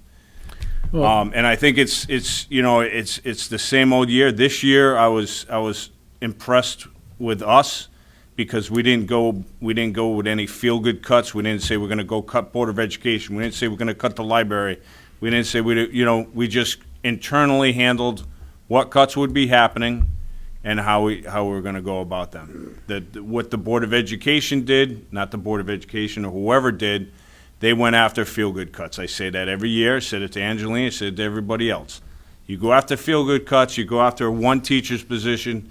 There's ways that you could cut your budget to where it needs to be without going feel-good cuts and tearing people apart. Like you said, there's activists. That's what's going on. So two little cuts I looked at. Why was $50,000 added to the minimum budgetary requirements for children who may not pay for their lunch? Mind you, the ones who are on loan for reduced lunch will pay for it. That should come from non-lapsing. If we need to save money, we shouldn't be paying $24,000 for an IT table. Those are just two examples. I agree 100%. And, I think the constituents need to realize that Board of Education budget never goes down. That tax never goes away. You will always continue to pay for it. Whether it's warranted or not, you're going to continue to pay for it. I had long discussions with my brother-in-law. He's a politician out in Wyndham. And they had the same problem with the Board of Education. What they did and what, we should probably forward thinking to help conserve that budget is just one case in point is the access road. So what they would do in the town of Wyndham is they would take that and make it a burden of the town. Because otherwise, say it's a $2 million road, that's going to be a $2 million add to their budget. And then where does that's just like the ESSA funds, then it's gone. Now that $2 million is there, but it'll always be a tax. So that's something maybe you guys should think about, moving forward next year. But on the reverse of that, when they look at the town budget, they say, oh, the town went up by 5%. Oh, but $3 million of it was for the Board of Education. So they don't look at it that way either. Right, but I'm just saying to offset any large expense that they're going to incur. Let's face it, we're all in this together. It's not the town council versus the Board of Education. It's the whole town. So if we do But that's that, how we the people offset. look at it. We offset that cost with the town's money. It's not always going to be a continuing cost. It's always going to be an ended cost, and then I don't know. That's. But we whatever. also did hear that people still don't know what an alliance district is. So currently, what is it? The lowest 40 schools, 40 performing schools, or is it 35? It used to be 33, but I think they're reducing the number So to, I believe it's going to be around 18. if So they the want to legislation remain an goes through. Alliance District school so they can get the funding. So do people know that Alliance District, although it sounds nice, it's not a good thing? I agree with much of what you're saying. but the fact is, every year there's steps. So contractually they're gonna get a raise every single year. So each year that we do this, you are gonna lose more and more people. You do this for 10 years and say we're gonna give them the minimum or give them nothing. The 1.1 is just that. You can say I didn't. The 5% I agreed was a heavy number. That's the number that they're saying essentially is what they're saying to run. For me to know exactly what they need, it'd be ill-served to try to be able to justify it, because I truly don't know. But that's going to be the number again next year. And you are going to get to a point in 5 years that you're going to keep losing more and more and more and more. You're going to be cutting more and more people. And at some point, and it's, when you looked at the amount of people, it's not just 12 people in a classroom. That's giving you the overall of the amount of people to how many people work in the school system, of 550 full-time and another 200 part-time. But I still think it's, they're still serving, and it's no different than Patty. I agree with you. It's no different than anything else in any walk of life.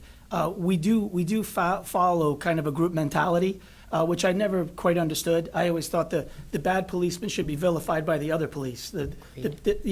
So you're going to get that, but all in all, these are still wonderful people. I mean, anyone that's ever done anything great, you always hear them say that they're shaped normally, of course, by a parent. It could be a mentor outside the school, but teachers really affect people. They could save a child in our area that's not getting, any mental stimulation at home, and to really go after these folks with this type of ferocity that they're, could some of them be not good? Of course, there's never going to be a perfect in any job. But these people are serving our children in our town. They're our neighbors. We talk about neighborliness, and yeah, can it go over the top? And is some of it, can it be carried too far? I can agree with that. Some of the actions can go too far. They should be civil, but there has to be passion on their side too. They truly could lose things in positions that are going to affect kids. They are going to affect kids. We can say that they're not, and they can cut and cut and cut, but they're going to get that raise every year. But there's also a thing as a pay freeze, and they haven't had a pay freeze in Killingly in about 20 years, and that would be what I'm going to advocate for. But look how good we're doing. We went from 67 to 7 open positions. I mean, these are things that I've heard people complain about, that we're going round and round. We're retaining people. They gave you good examples of how they're raising scores in many things. And again, I like to look in generality. Connecticut's the third best in education from pre-K to 12 in the whole country. You're going to pay for it here. It's an expensive state to live in. We're in an area that, I get it. We don't have just money to throw around. But I don't think the town's going to improve without it. And it doesn't just mean getting kids prepared, just going on to higher education. But our numbers of that are incredible right now for kids that are going on to 4-year universities. That's how you bring industry here. That's tech driven. That's more dollars built. We think of these rural areas. We don't want people to build a $2 million home in East Killingly. I do. That's great tax dollars for us. You want those types of neighborhoods. If we're afraid of the types of neighborhoods that we think are going to drag the town down, let's bring better individuals in. People that are going to pay a higher tax base for their homes. There has to be a balance. It can't just be always. Cutting to be fiscal, I totally get, but education here, I think, is just more needed than ever, and not just on the college bound, on the trades, all of it. So I agree with you. The teachers are worth their weight in gold, but maybe the teachers need to back down the agitators, because the overall, I got not one positive, and I got hammered. Since that meeting, I have gotten hammered with negative comments about how the KPS staff acted. Now, that's a broad brush statement.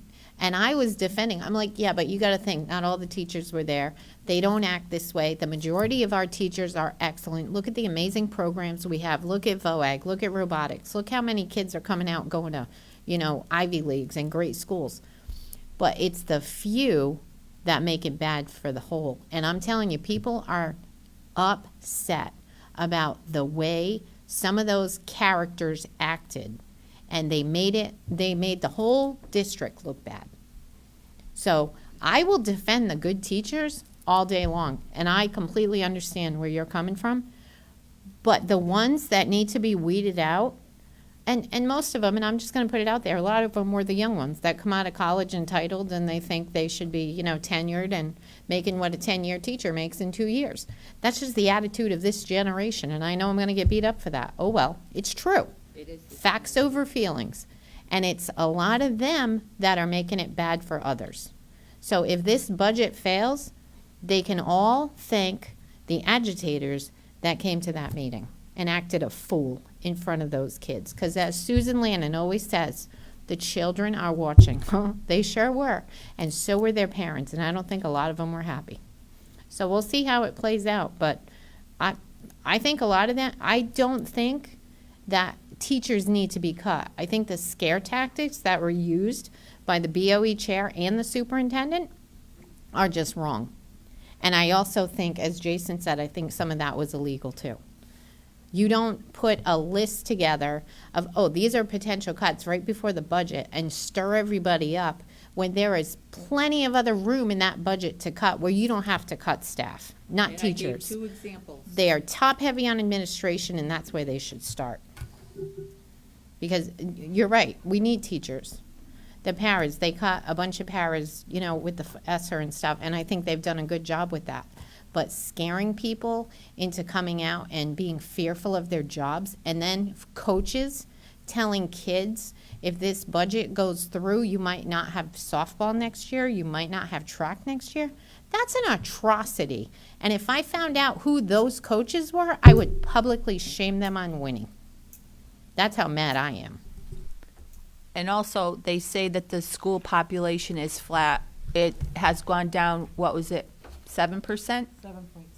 And we keep adding positions.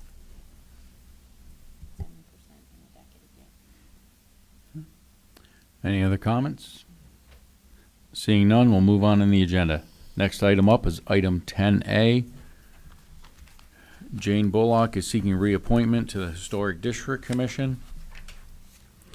As a regular member, her term would run from April 1st, 2025 to March 31st, 2030. This would be regular member position number 5.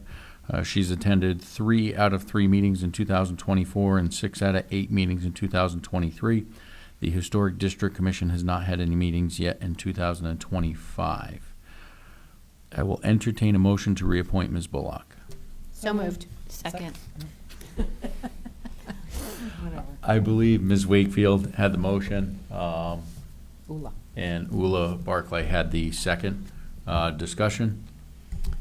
I'll just speak to both Jane and her husband Josh about that they have experience renovating historic houses, and it's very nice to see people trying to keep the historic houses in Killingly because we really do have some beautiful homes. I agree, thank you. Do you have anything like that? Just they came into town and they were focused, and it's nice to see new people come to town that appreciate, the older. I mean, that's what makes Killingly Killingly. We're 300+ years old, so it's nice to have nice buildings to look at and remember. Thank you. Any other comments? Seeing none, all those in favor say aye. Aye. Aye. Opposed? Abstentions? Motion carries. Also, for the record, I just want to indicate that Ms. Barclay and Ms. Murphy joined us at 7:40 p.m. We'll now move on the agenda. Next item up is item 10B. Joshua Bullock is seeking reappointment as an alternate member of the Historic District Commission. His term would run from April 1st, 2025 to March 31st, 2028. This would be alternate member position number 1. Mr. Bullock attended 2 out of 3 meetings in 2024 and 2 out of 8 meetings in 2023. Can I get a motion to reappoint Mr. Bullock? I'll make that motion. Motion was made by Ms. Barclay. Second. Seconded by Mr. Gambatista. Discussion? Seeing none, all those in favor say aye. Aye. Aye. Opposed? Abstentions? Motion carries. Next item up on the agenda is item 10C. Paul Archer is seeking reappointment as a regular member of the Inland Wetlands Watercourse Commission. His term would run from May 1st, 2025 to April 30th, 2028. This is regular member position number 1. Mr. Archer attended 3 out of 4 meetings in 2025 and 7 out of 10 meetings in 2024. Can I get a motion to reappoint Mr. Archer? I'll make that motion. Second. Motion was made by Ms. Barclay, seconded by Mr. Whitehead. Discussion, comments? I will say his expertise in the field of surveying is definitely an asset to the Inland Wetlands Watercourse Commission. Any other comments? Seeing none, all those in favor say aye. Aye. Aye. Opposed? Abstentions? Motion carries. We'll now move on. Next item up is item 10D. Sandy Eggers is seeking reappointment to the Inland Wetlands Watercourse Commission as a regular member. Her term would run from May 1st, 2025 to April 30th, 2028. This is regular member position number 3. Ms. Eggers attended 4 out of 4 meetings in 2025 and 10 out of 10 meetings in 2024. I will entertain a motion to reappoint Ms. Eggers. So moved. Motion was made by Ms. Wakefield, seconded by Ms. Barclay. Discussion. Sandy runs a fabulous meeting, and she knows her stuff. And she Jim would probably love her a lot because she moves her meetings along. So, Yep, having sat in a bunch of them, I completely agree. I also liked how Sandy said that each one of the members bring their own expertise and they work together and they have a very awesome group. Yeah, they do. Any other discussion? All those in favor say aye. aye. Aye. Opposed? Abstentions? Motion carries. Next up is item 10E. Renee Lagarde is seeking appointment to the Inland Wetlands Watercourse Commission as an alternate member. His term would run from September 1st, 2024 to August 31st, 2026. This would be alternate member position number 2. Can I get a motion to appoint Mr. Legal? So moved.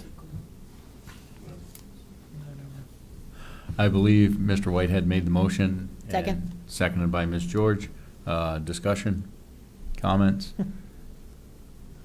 I will. Like an energetic young guy, Yeah. and I think would be a good asset. And he definitely offers his own little expertise for that group too, so. Yeah, I agree with those comments, and I'm also thankful for any time members of the community are coming forward to look to volunteer for the community. That's a tough board. That is a tough board. Any other comments? Seeing none, all those in favor say aye. Aye. Aye. Opposed? Abstentions? Motion carries. We'll now move on. Next item up is item 10F. Lisa Danberg is seeking appointment to the Conservation Commission as an alternate member. Her term would run from November 1st, 2025 to October 31st, 2028. This is alternate member position number 2. Conservation Commission currently has 1 alternate member vacancy. Can I get a motion to moved. appoint Ms. Danberg? Motion was made by Ms. George, seconded by Ms. Barclay. Discussion? Seeing none, all those in favor say aye. Aye. Aye. Opposed? Abstentions? Motion carries. Next item up on the agenda is item 10G. John LaBelle is seeking appointment to the Water Pollution Control Authority. As an alternate member, his term would run from November 1st, 2024 to October 31st, 2026. This is alternate member position number 2. The Water Pollution Control Authority currently has 2 alternate member vacancies. Can I get a motion to appoint Mr. LaBelle? So moved. Motion was made by Mr. Gambatista. Is there a second? Seconded by Ms. Murphy. Discussion? Seeing no discussion, all those in favor say aye. Aye. Aye. Opposed? No. Mr. Cottula is in opposition. Abstentions? Ms. Wakefield is abstaining. So we have, I believe, 6 in favor, 1 no, and 1 abstention. Motion carries. Next item up on the agenda is item 10H. J. Lee Stokes is seeking appointment to the Vision Committee. As an alternate member, her term would run from May 1st, 2025 to December 31st, 2025. This is alternate member position number 1. The reason why such a short term is because this is a sunsetting commission. And currently, the Vision Committee has 3 alternate member vacancies. Can I get a motion to So appoint moved. Ms. Stokes? Second. Motion was made by Ms. George, seconded by Mr. Gambatista. Discussion? I'll just say that she has a lot of energy and she seems to be a good communicator, which is one of my concerns, that all areas of the town get covered and with her opinion, and she seems like she will really be a go-getter. I concur with Yeah. Ula. Just enthusiasm's always good. Yeah. Usually people that say that they like to get things done, normally that's not a fake it till you make it type of person. I truly believe, that from knowing other people that know in the community, she seemed like a good, like you said, good on the media side and figuring different ways to get to individuals. I thought she'd be good. Yeah, she's got an excellent network of people too that support her and she can reach out to. So yeah, she's going to be great. I agree with all those comments. Any other comments, questions? Seeing none, all those in favor say aye. Aye. Aye. Opposed? Abstentions? Motion carries. Next item up on the agenda is item 11, Board of Education Liaison, and we do not have a liaison from the Board of Ed here. So we move on to item 11B, Borough Council Liaison. All right, the borough met, I believe it was the day after our last meeting, on April the 16th. Our budget, year runs just like the towns, everything's running according. Our audit report is pending. It should be, actually, I think we're supposed to be getting it this next week. Let's see, the chiefs, gave a report. The ladder truck's been getting some maintenance. One of the trucks was having some tires replaced, and they were talking about how much money that was gonna cost. Fire truck tires are, well, tires are not cheap, period. Lynn LaBerge is our representative to the KBA, reported that the KBA, when they got 22 applications for students from Ellis when they did their fundraising for Tips for Tools. So that's really a nice way to help out the students, because some of them really have it kind of rough. The NDDH board, Elaine Lipke is our representative for that. Their budget was passed. Our fire truck, they're continuing to finish that wrap up. I believe they were supposed to be going to do a virtual inspection, and then sometime, I believe this month, they're actually, might be going actually out to see just before the truck gets delivered. We're going to be doing a strategic planning in the fall with Real Custom Training. That's the one that started us on the road. We actually have our new logo, and we decided to, we're waiting to spend our ARPA funds for the, we're going to help pay for the Wi-Fi for the Brickyard whenever the state finally gets that done. Our new business, the chief was appointed for an additional 2 years. There was talk about coming up with a new evaluation tool for that, because apparently it hadn't been reassessed since 2013. We did set our mill rate at 3.6 mils, which was up a 0.01 from previous year. We reappointed Vincent Iannucci as our NDDH alternate, and there was one of the really ancient sinks in the fire department actually had to be replaced. There was a soapstone sink that actually there was a lot of discussion about actually taking it and, because it's quite heavy, and I guess that's for restoration work. There's a lot of people that'd be interested in buying that, so there was actually discussion of actually helping to offset some of the costs of that repair.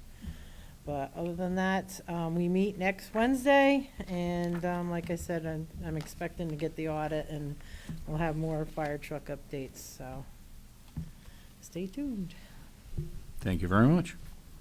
Moving on in the agenda, next item up is item 12A, discussion and acceptance of monthly budget reports, summary report on general fund appropriations for town government. Can I get a motion to accept this? So moved. Motion was made by Mr. Gambatista, seconded by Mr. Whitehead. Questions or comments? Seeing none, all those in favor say aye. Aye. Aye. Opposed? Abstentions? Motion carries. Next item up is item 12B, a system object based on adjusted budget for the Board of Education. Can I get a motion to accept this?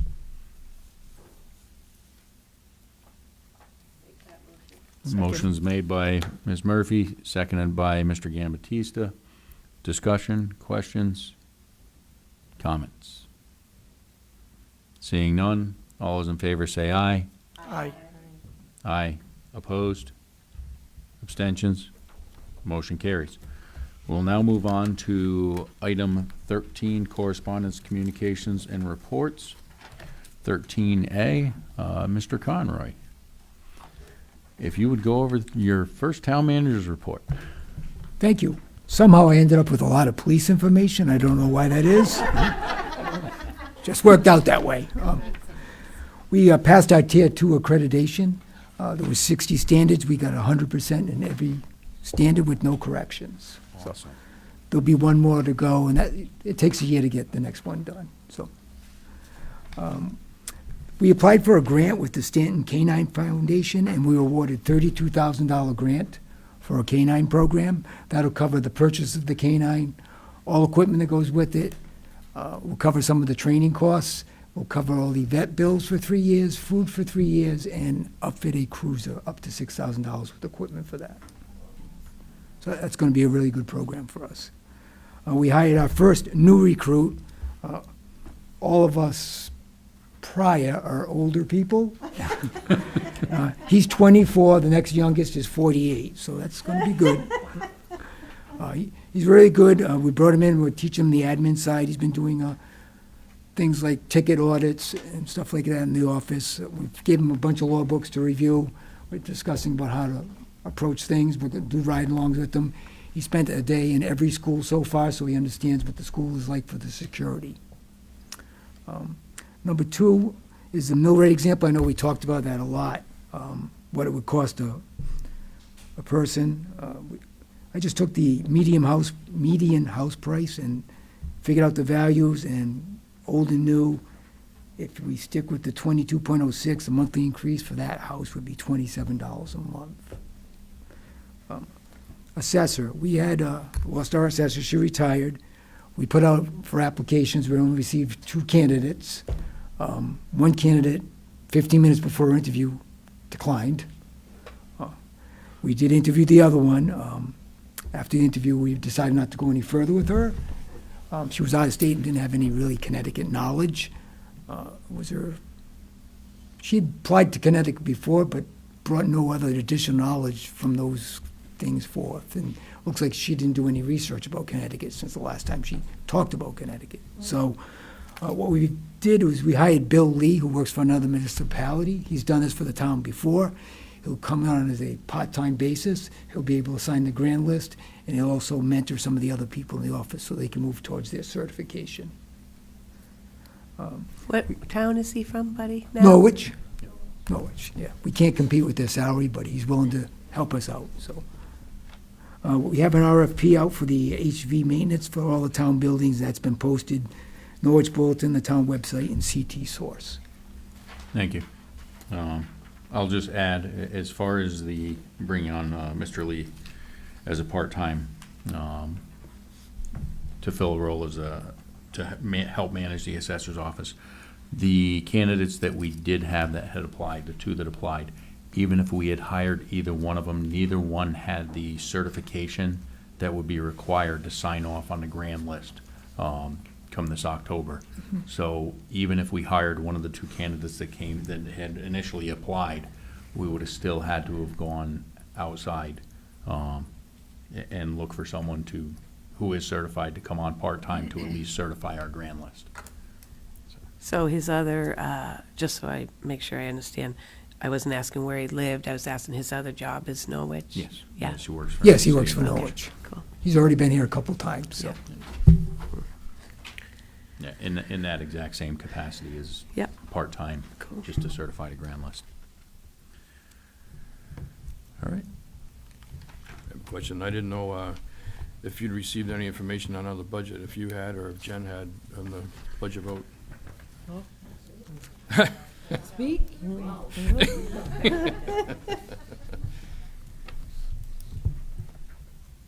Okay, this is very interesting. Town passed by 17 votes. School failed by 27. And were there indications as far as tally of too low, too high on that? Not yet. Okay. I'm sure we'll get better numbers as they go, but they said they would give us something. But they didn't give me the total numbers yet, just Okay. the differential. Okay. All right. Thank you. Thank you. So, moving on in the agenda, if there are any other comments for the town manager? No? Okay. Next item up on the agenda is item 13B, which is the WPCA RFQ update. Yep. I will entertain a motion to suspend rules to allow the town engineer to come speak to this item. I'll make that motion. Second. The motion was made by Mr. Whitehead, seconded by Mr. Gambatista. Discussion, all those in favor say aye. Aye. Aye. Opposed? Abstentions? Motion carries. Welcome, Dave. Thanks for coming. Thank you all. Hope everybody's doing well tonight. A little better now. Stress is over, some of it Well, anyway. the town Well. side, yeah. Town side is. But all right, well, thank you for having me. And in your packet was a brief write-up on where we are with the RFQ for this wastewater treatment facility. Not sure if you want me to just go over it and so the people listening could. Yeah, if you could, Dave, that would be Yeah. great. Be great, no problem. As I'm going, if there are any particular questions, please ask. I'll do my best to answer them. As you know, was it last summer? The town council authorized $2 million to go for design. By the time we went through the state to get approval to go out to bid, we ended up following the quality-based selection system, so to keep all possible funding options open to the town. That enabled the Clean Water Fund to be available. As part of that process, we go out to RFQ, a request for qualifications. In that package, there is a list of criteria, or criteria is probably the wrong word, a list of items that the WPCA or the would score the firms on. And then the highest ranked firm enters into negotiations with the sewer authority and town staff to come up with a scope and a fee. So we went out to bid just before Christmas time.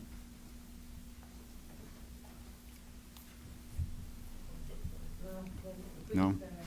Okay.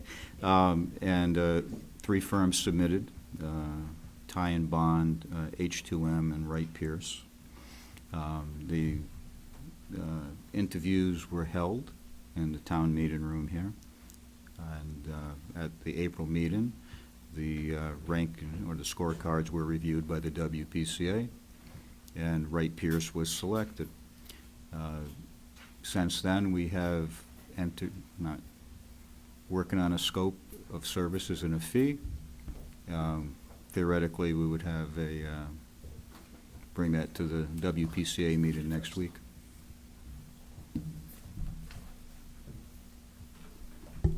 Thank you. Any questions, comments from council?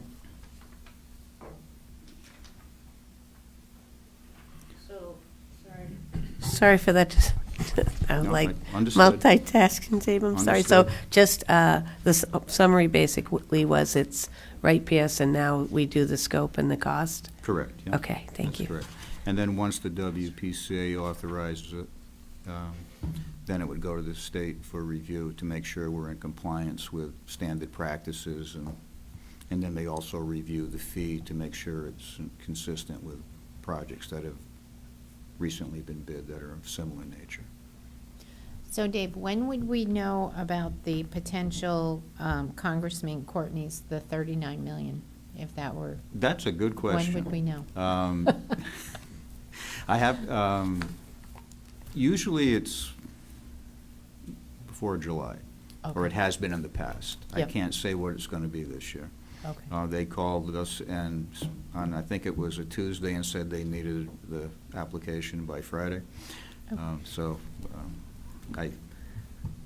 I wish I had a better answer for you, but I don't. Well, I appreciate it. Yeah. Thank you. You're very welcome. And there's a 55% plan and grant that the town is eligible for that's on a first-come, first-served basis through the state DEP. So we'll apply for that as we go. Okay. And potentially, once the project gets rolling, there's community investment fund, and that would be available as well. But they usually come in to be the final piece of the funding puzzle, as opposed to the first. I don't know if there are any other questions. I'll do my best to answer them. So they're going to do the capacity study and then the scope, right? Like, do you have is the cost split up? Is the time kind of split up? Like, what would be the time frame of the capacity study? That's what we're working on presently. Okay. With the scope of services that we're working on now identifies, I probably should have brought a copy of it with me, but it basically talk to everybody, all the contributors to the system, to see what the future needs are. Yeah, yeah. And then identify what our needs are, what our long-term goals are, what we're trying to accomplish. And Okay. then from that, we can Do the establish a scope. design, what we actually need to build. Yeah. Okay. Thank you, Dave. Any other questions? Seeing none, Dave, thank you for coming and giving us the update on this. No, you're welcome. I'll keep you posted as we proceed. Thank you. Okay, thank you all. Have a good night. You too. Next item up on the agenda is item 13C, NECOG Communications. And this was something that was in our packet, just a couple page informational thing as far as some of the things that NECOG has going on. And Mr. Conroy, do you know if this is available on the town's website, the NECOG correspondence? Okay, all right, thank you. All right, at this time, we just got a tally from the registrar on the results for today's budget vote. On the town side, we had, the town budget did pass. There were 702 people that voted in favor of it, 675 that voted against it, which that brings it to a positive 27 votes on the town budget side. Moving on to the Board of Education side, there were 681 people who voted in favor of the Board of Education budget, and there were 698 people who voted against it. 659 people indicated that the BOE budget was too high, and 44 people indicated it was too low. So the Board of Ed side budget failed by 17 votes.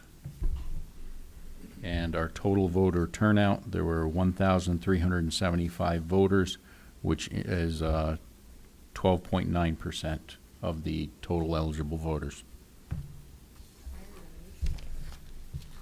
So, moving on in the agenda, next item up is item 14A, unfinished business for town council action. Consideration and action on an ordinance authorizing, amending Chapter 2, Sections 2-262, 2-292, and 2-172 to clarify the terms of office for the Housing Authority, Planning and Zoning Commission, and Open Space Land Acquisition Committee member terms. Can I get a motion to adopt this? I'll make the motion. Second. Motion was made by Mr. Catula, seconded by Ms. Wakefield.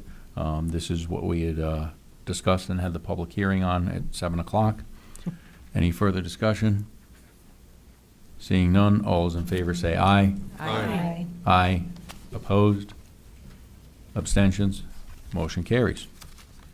Next item up on the agenda is item 15A, new business. Consideration and action on a resolution authorizing the revenue collector to suspend and transfer uncollectible taxes to the suspense tax book pursuant to Connecticut general statutes. This is something we do every year.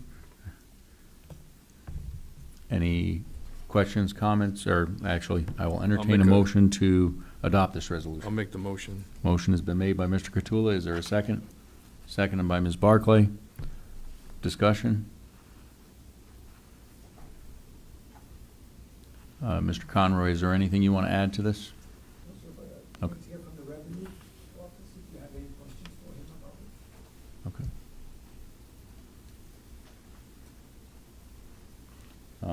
Any questions? Okay, all right. Well, do want to say thank you for coming and being here for questions if we had them. I appreciate it. All right, so we got a motion and a second. All those in favor say aye. Aye. Aye. Opposed? Abstentions? Motion carries. Next item up on the agenda is item 16, council member reports and comments. Mr. Gambatista, would you like to start? Sure. Mine was pretty quiet. I had Agricultural Commission, and secondly, I went to the Lao Festival. Miss Wakefield was there.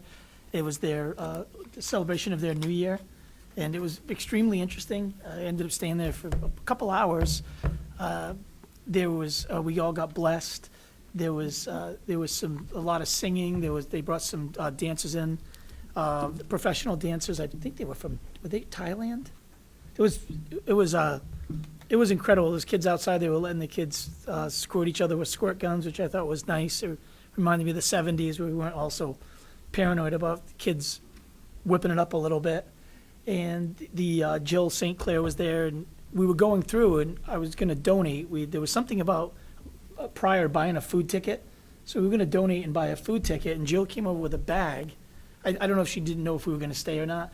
And the bag of food was all free. I mean, it was incredible. So we donated. We sat outside on the steps and ate a little bit and came back in, and it was very interesting. I was very the politeness and the kindness of those folks it just really resonated with the group. So I don't know if they're going to do that every year, but it was it was a wonderful time. I enjoyed it very much.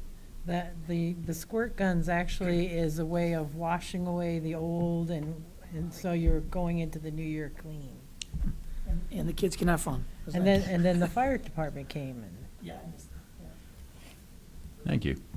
Mr. Whitehead? Old and the new, but I could still taste the plastic of the water of the squirt gun. Okay, thank you. And Ms. Murphy? I went to the Board of Ed meeting. It was really about adjusting the budget to our cuts. WPCA was only able to stay for the beginning due to family situation. What I will say, Dave gave a summary, so we know that, but it is still a full house. It's a full house of commenters saying, when are we going to get out of the moratorium, so. Thank you. Mr. Catula? I had a permanent building committee meeting last night and had a walkthrough of the Westfield Avenue. There's a couple of rooms that are actually going through final inspection this week to get turned over and be done, but there's still a lot more work to do, and the roof project is still not done. As you can see, if you drive by, it's not done. And there's discussions about getting the permanent building committee to go for a tour of the roof to see what's left and what the holdup is, or that's all. Thank you. Ms. Wakefield? Like Mr. Gambatista said, Jill had asked me to go as part of the Economic Development Commission. And Patty and I are, Patty's the person, I'm the backup, and so I actually had some time, and it started at 10, and I thought, okay, you know, it was just it was gonna be a little ceremony, and I got there, and there was this really, really nice, what did I do with it? I had it here somewhere, so here it is. It was lovely tables were all set with these lovely little, and so I started looking at it, and it said from 10 a.m. to 4 p.m., and I was like, I don't have that much time to stay till 4. So I stayed until about 1, but it was very nice. It was, they were very grateful, like Tony said, they were just over the moon that anybody from the town was willing to come and be part of their celebrations. It was very, they actually had monks. I think one of them actually had come all the way from Thailand. It was really nice. And these bracelets that we all got, I made sure I wore them through the annual town meeting, because when they put them on that Saturday, they said you leave them on for 3 days, and you know that, and the wishes will come true. And so when they go to put on they wash away the bad and they put in the good wishes. And so Jill and I had a whole, because they just kept putting bracelets on. I'm thinking, oh, okay, you know, and they just kept coming to tie on more bracelets. And I said, well, geez, Jill, I said, look, we got all this good luck for Monday. I said, and so I did. I left them on all weekend until Monday. And then I took them off carefully and I put them back on today. And I guess it worked. It was really nice, and I think there is a lot of discussion to actually making this, and maybe even incorporating other groups, and to make it almost like an international, because Killenly is a very diverse community, and these people were brought. They were sponsored by Dan O'Leary way back. Long time ago, and they stayed under the radar. They did their thing. They worked hard, and they're just very grateful to be part of our community. And it was very nice. And they were just kept telling me thank you, and I was like, okay. I felt kind of guilty having to leave, but anyways. The other thing on economic development, we actually have a ribbon cutting tomorrow morning at 10 a.m. Jewett City Savings Bank is doing a ribbon cutting after the remodeling of the Dayville branch. And then Saturday, I actually got to meet the lady that's actually opening this when Mountain Laurel did their ribbon cutting. She is opening a salon, a hair salon, 95 Main Street on Saturday at 10 a.m. So. And then next week, we got some more ribbon cuttings, and then the barber shop that's at 142 Main Street, which is just above Chubby Dogs, is doing theirs in June. So we have a lot of businesses that are doing ribbon cuttings, and it's exciting to see seeing Killenly continue forward. And other than that, Thank you. So I sat in on the interview for the assessor. I also attended a gas pipeline emergency response training down in Norwich, and I was at the Coffee with the Council over the weekend with Ms. Yep. and did get some feedback from a couple of members of the public. And that's all I have. Ms. George. So I also attended the Coffee with the Council, but I got there later, so I missed the theatrics and the videotaping. But I also attended NECOG, and Jim did a fantastic job of explaining everything. As the minutes come up on the website, I'm just going to share it with all of you guys, because you don't want to read my chicken scratch, and half the time I can't read my chicken scratch. And those meetings are very involved. I mean, we get into a lot of stuff, as you can see. So I'm just going to, when the minutes come up, I'm just going to share it with all of you guys, and if you have questions, just send it over to me. Same thing with NDDH. We did set the budget. Things are moving forward.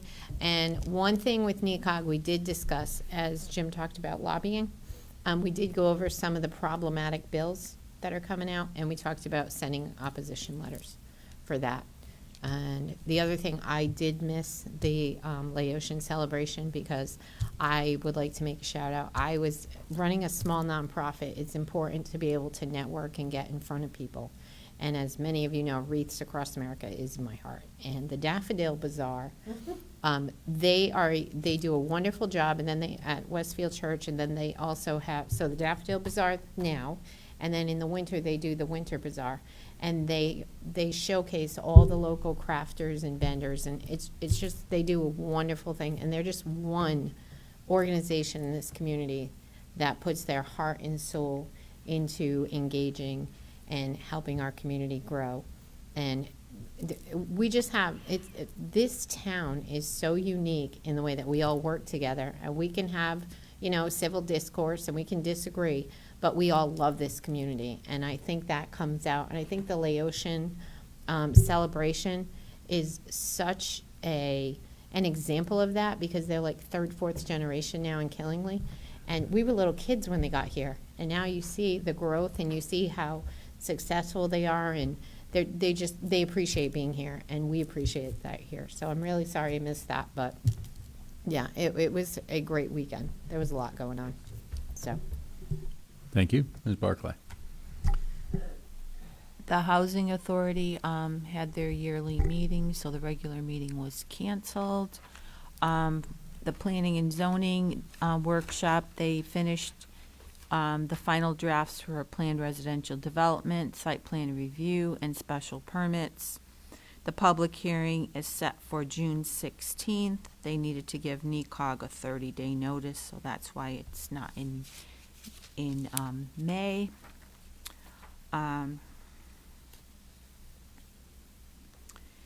There was a public hearing on the cannabis cultivation and manufacturing facility proposed behind Aldi's. That meeting is continued to May, because there's a lot of things that need to be addressed. And I will bring up one of my concerns, is that it's supposed to be an indoor grow facility. The plans that they gave for the tent doesn't have any ventilation. The only ventilation I see is rolling up the tents, and I don't believe that would be an indoor facility. So it has to comply with the ordinance. It needs to be an indoor grow, so I don't know if you can look over that, but that's one of my concerns with that. But it's continued on for the May meeting. And it's just supposed to be hoop tents. So there's a special permit for B&B Car Wash, which is supposed to be located on 544 Warregan Road. The public hearing is on May 19th. And there's a site plan review for 125 Warregan Road, Centerville Bank. They want to build a foyer and a drive-through, and that is passed on to staff. And that's it. Thank you. Moving on in the agenda, we have nothing for executive session, so I'll entertain a motion to adjourn. I'll make a motion to adjourn. Motion was made by Mr. Catula, seconded by Ms. Barclay. Discussion. All those in favor say aye. Aye. Aye. Opposed? Abstentions? This meeting is adjourned.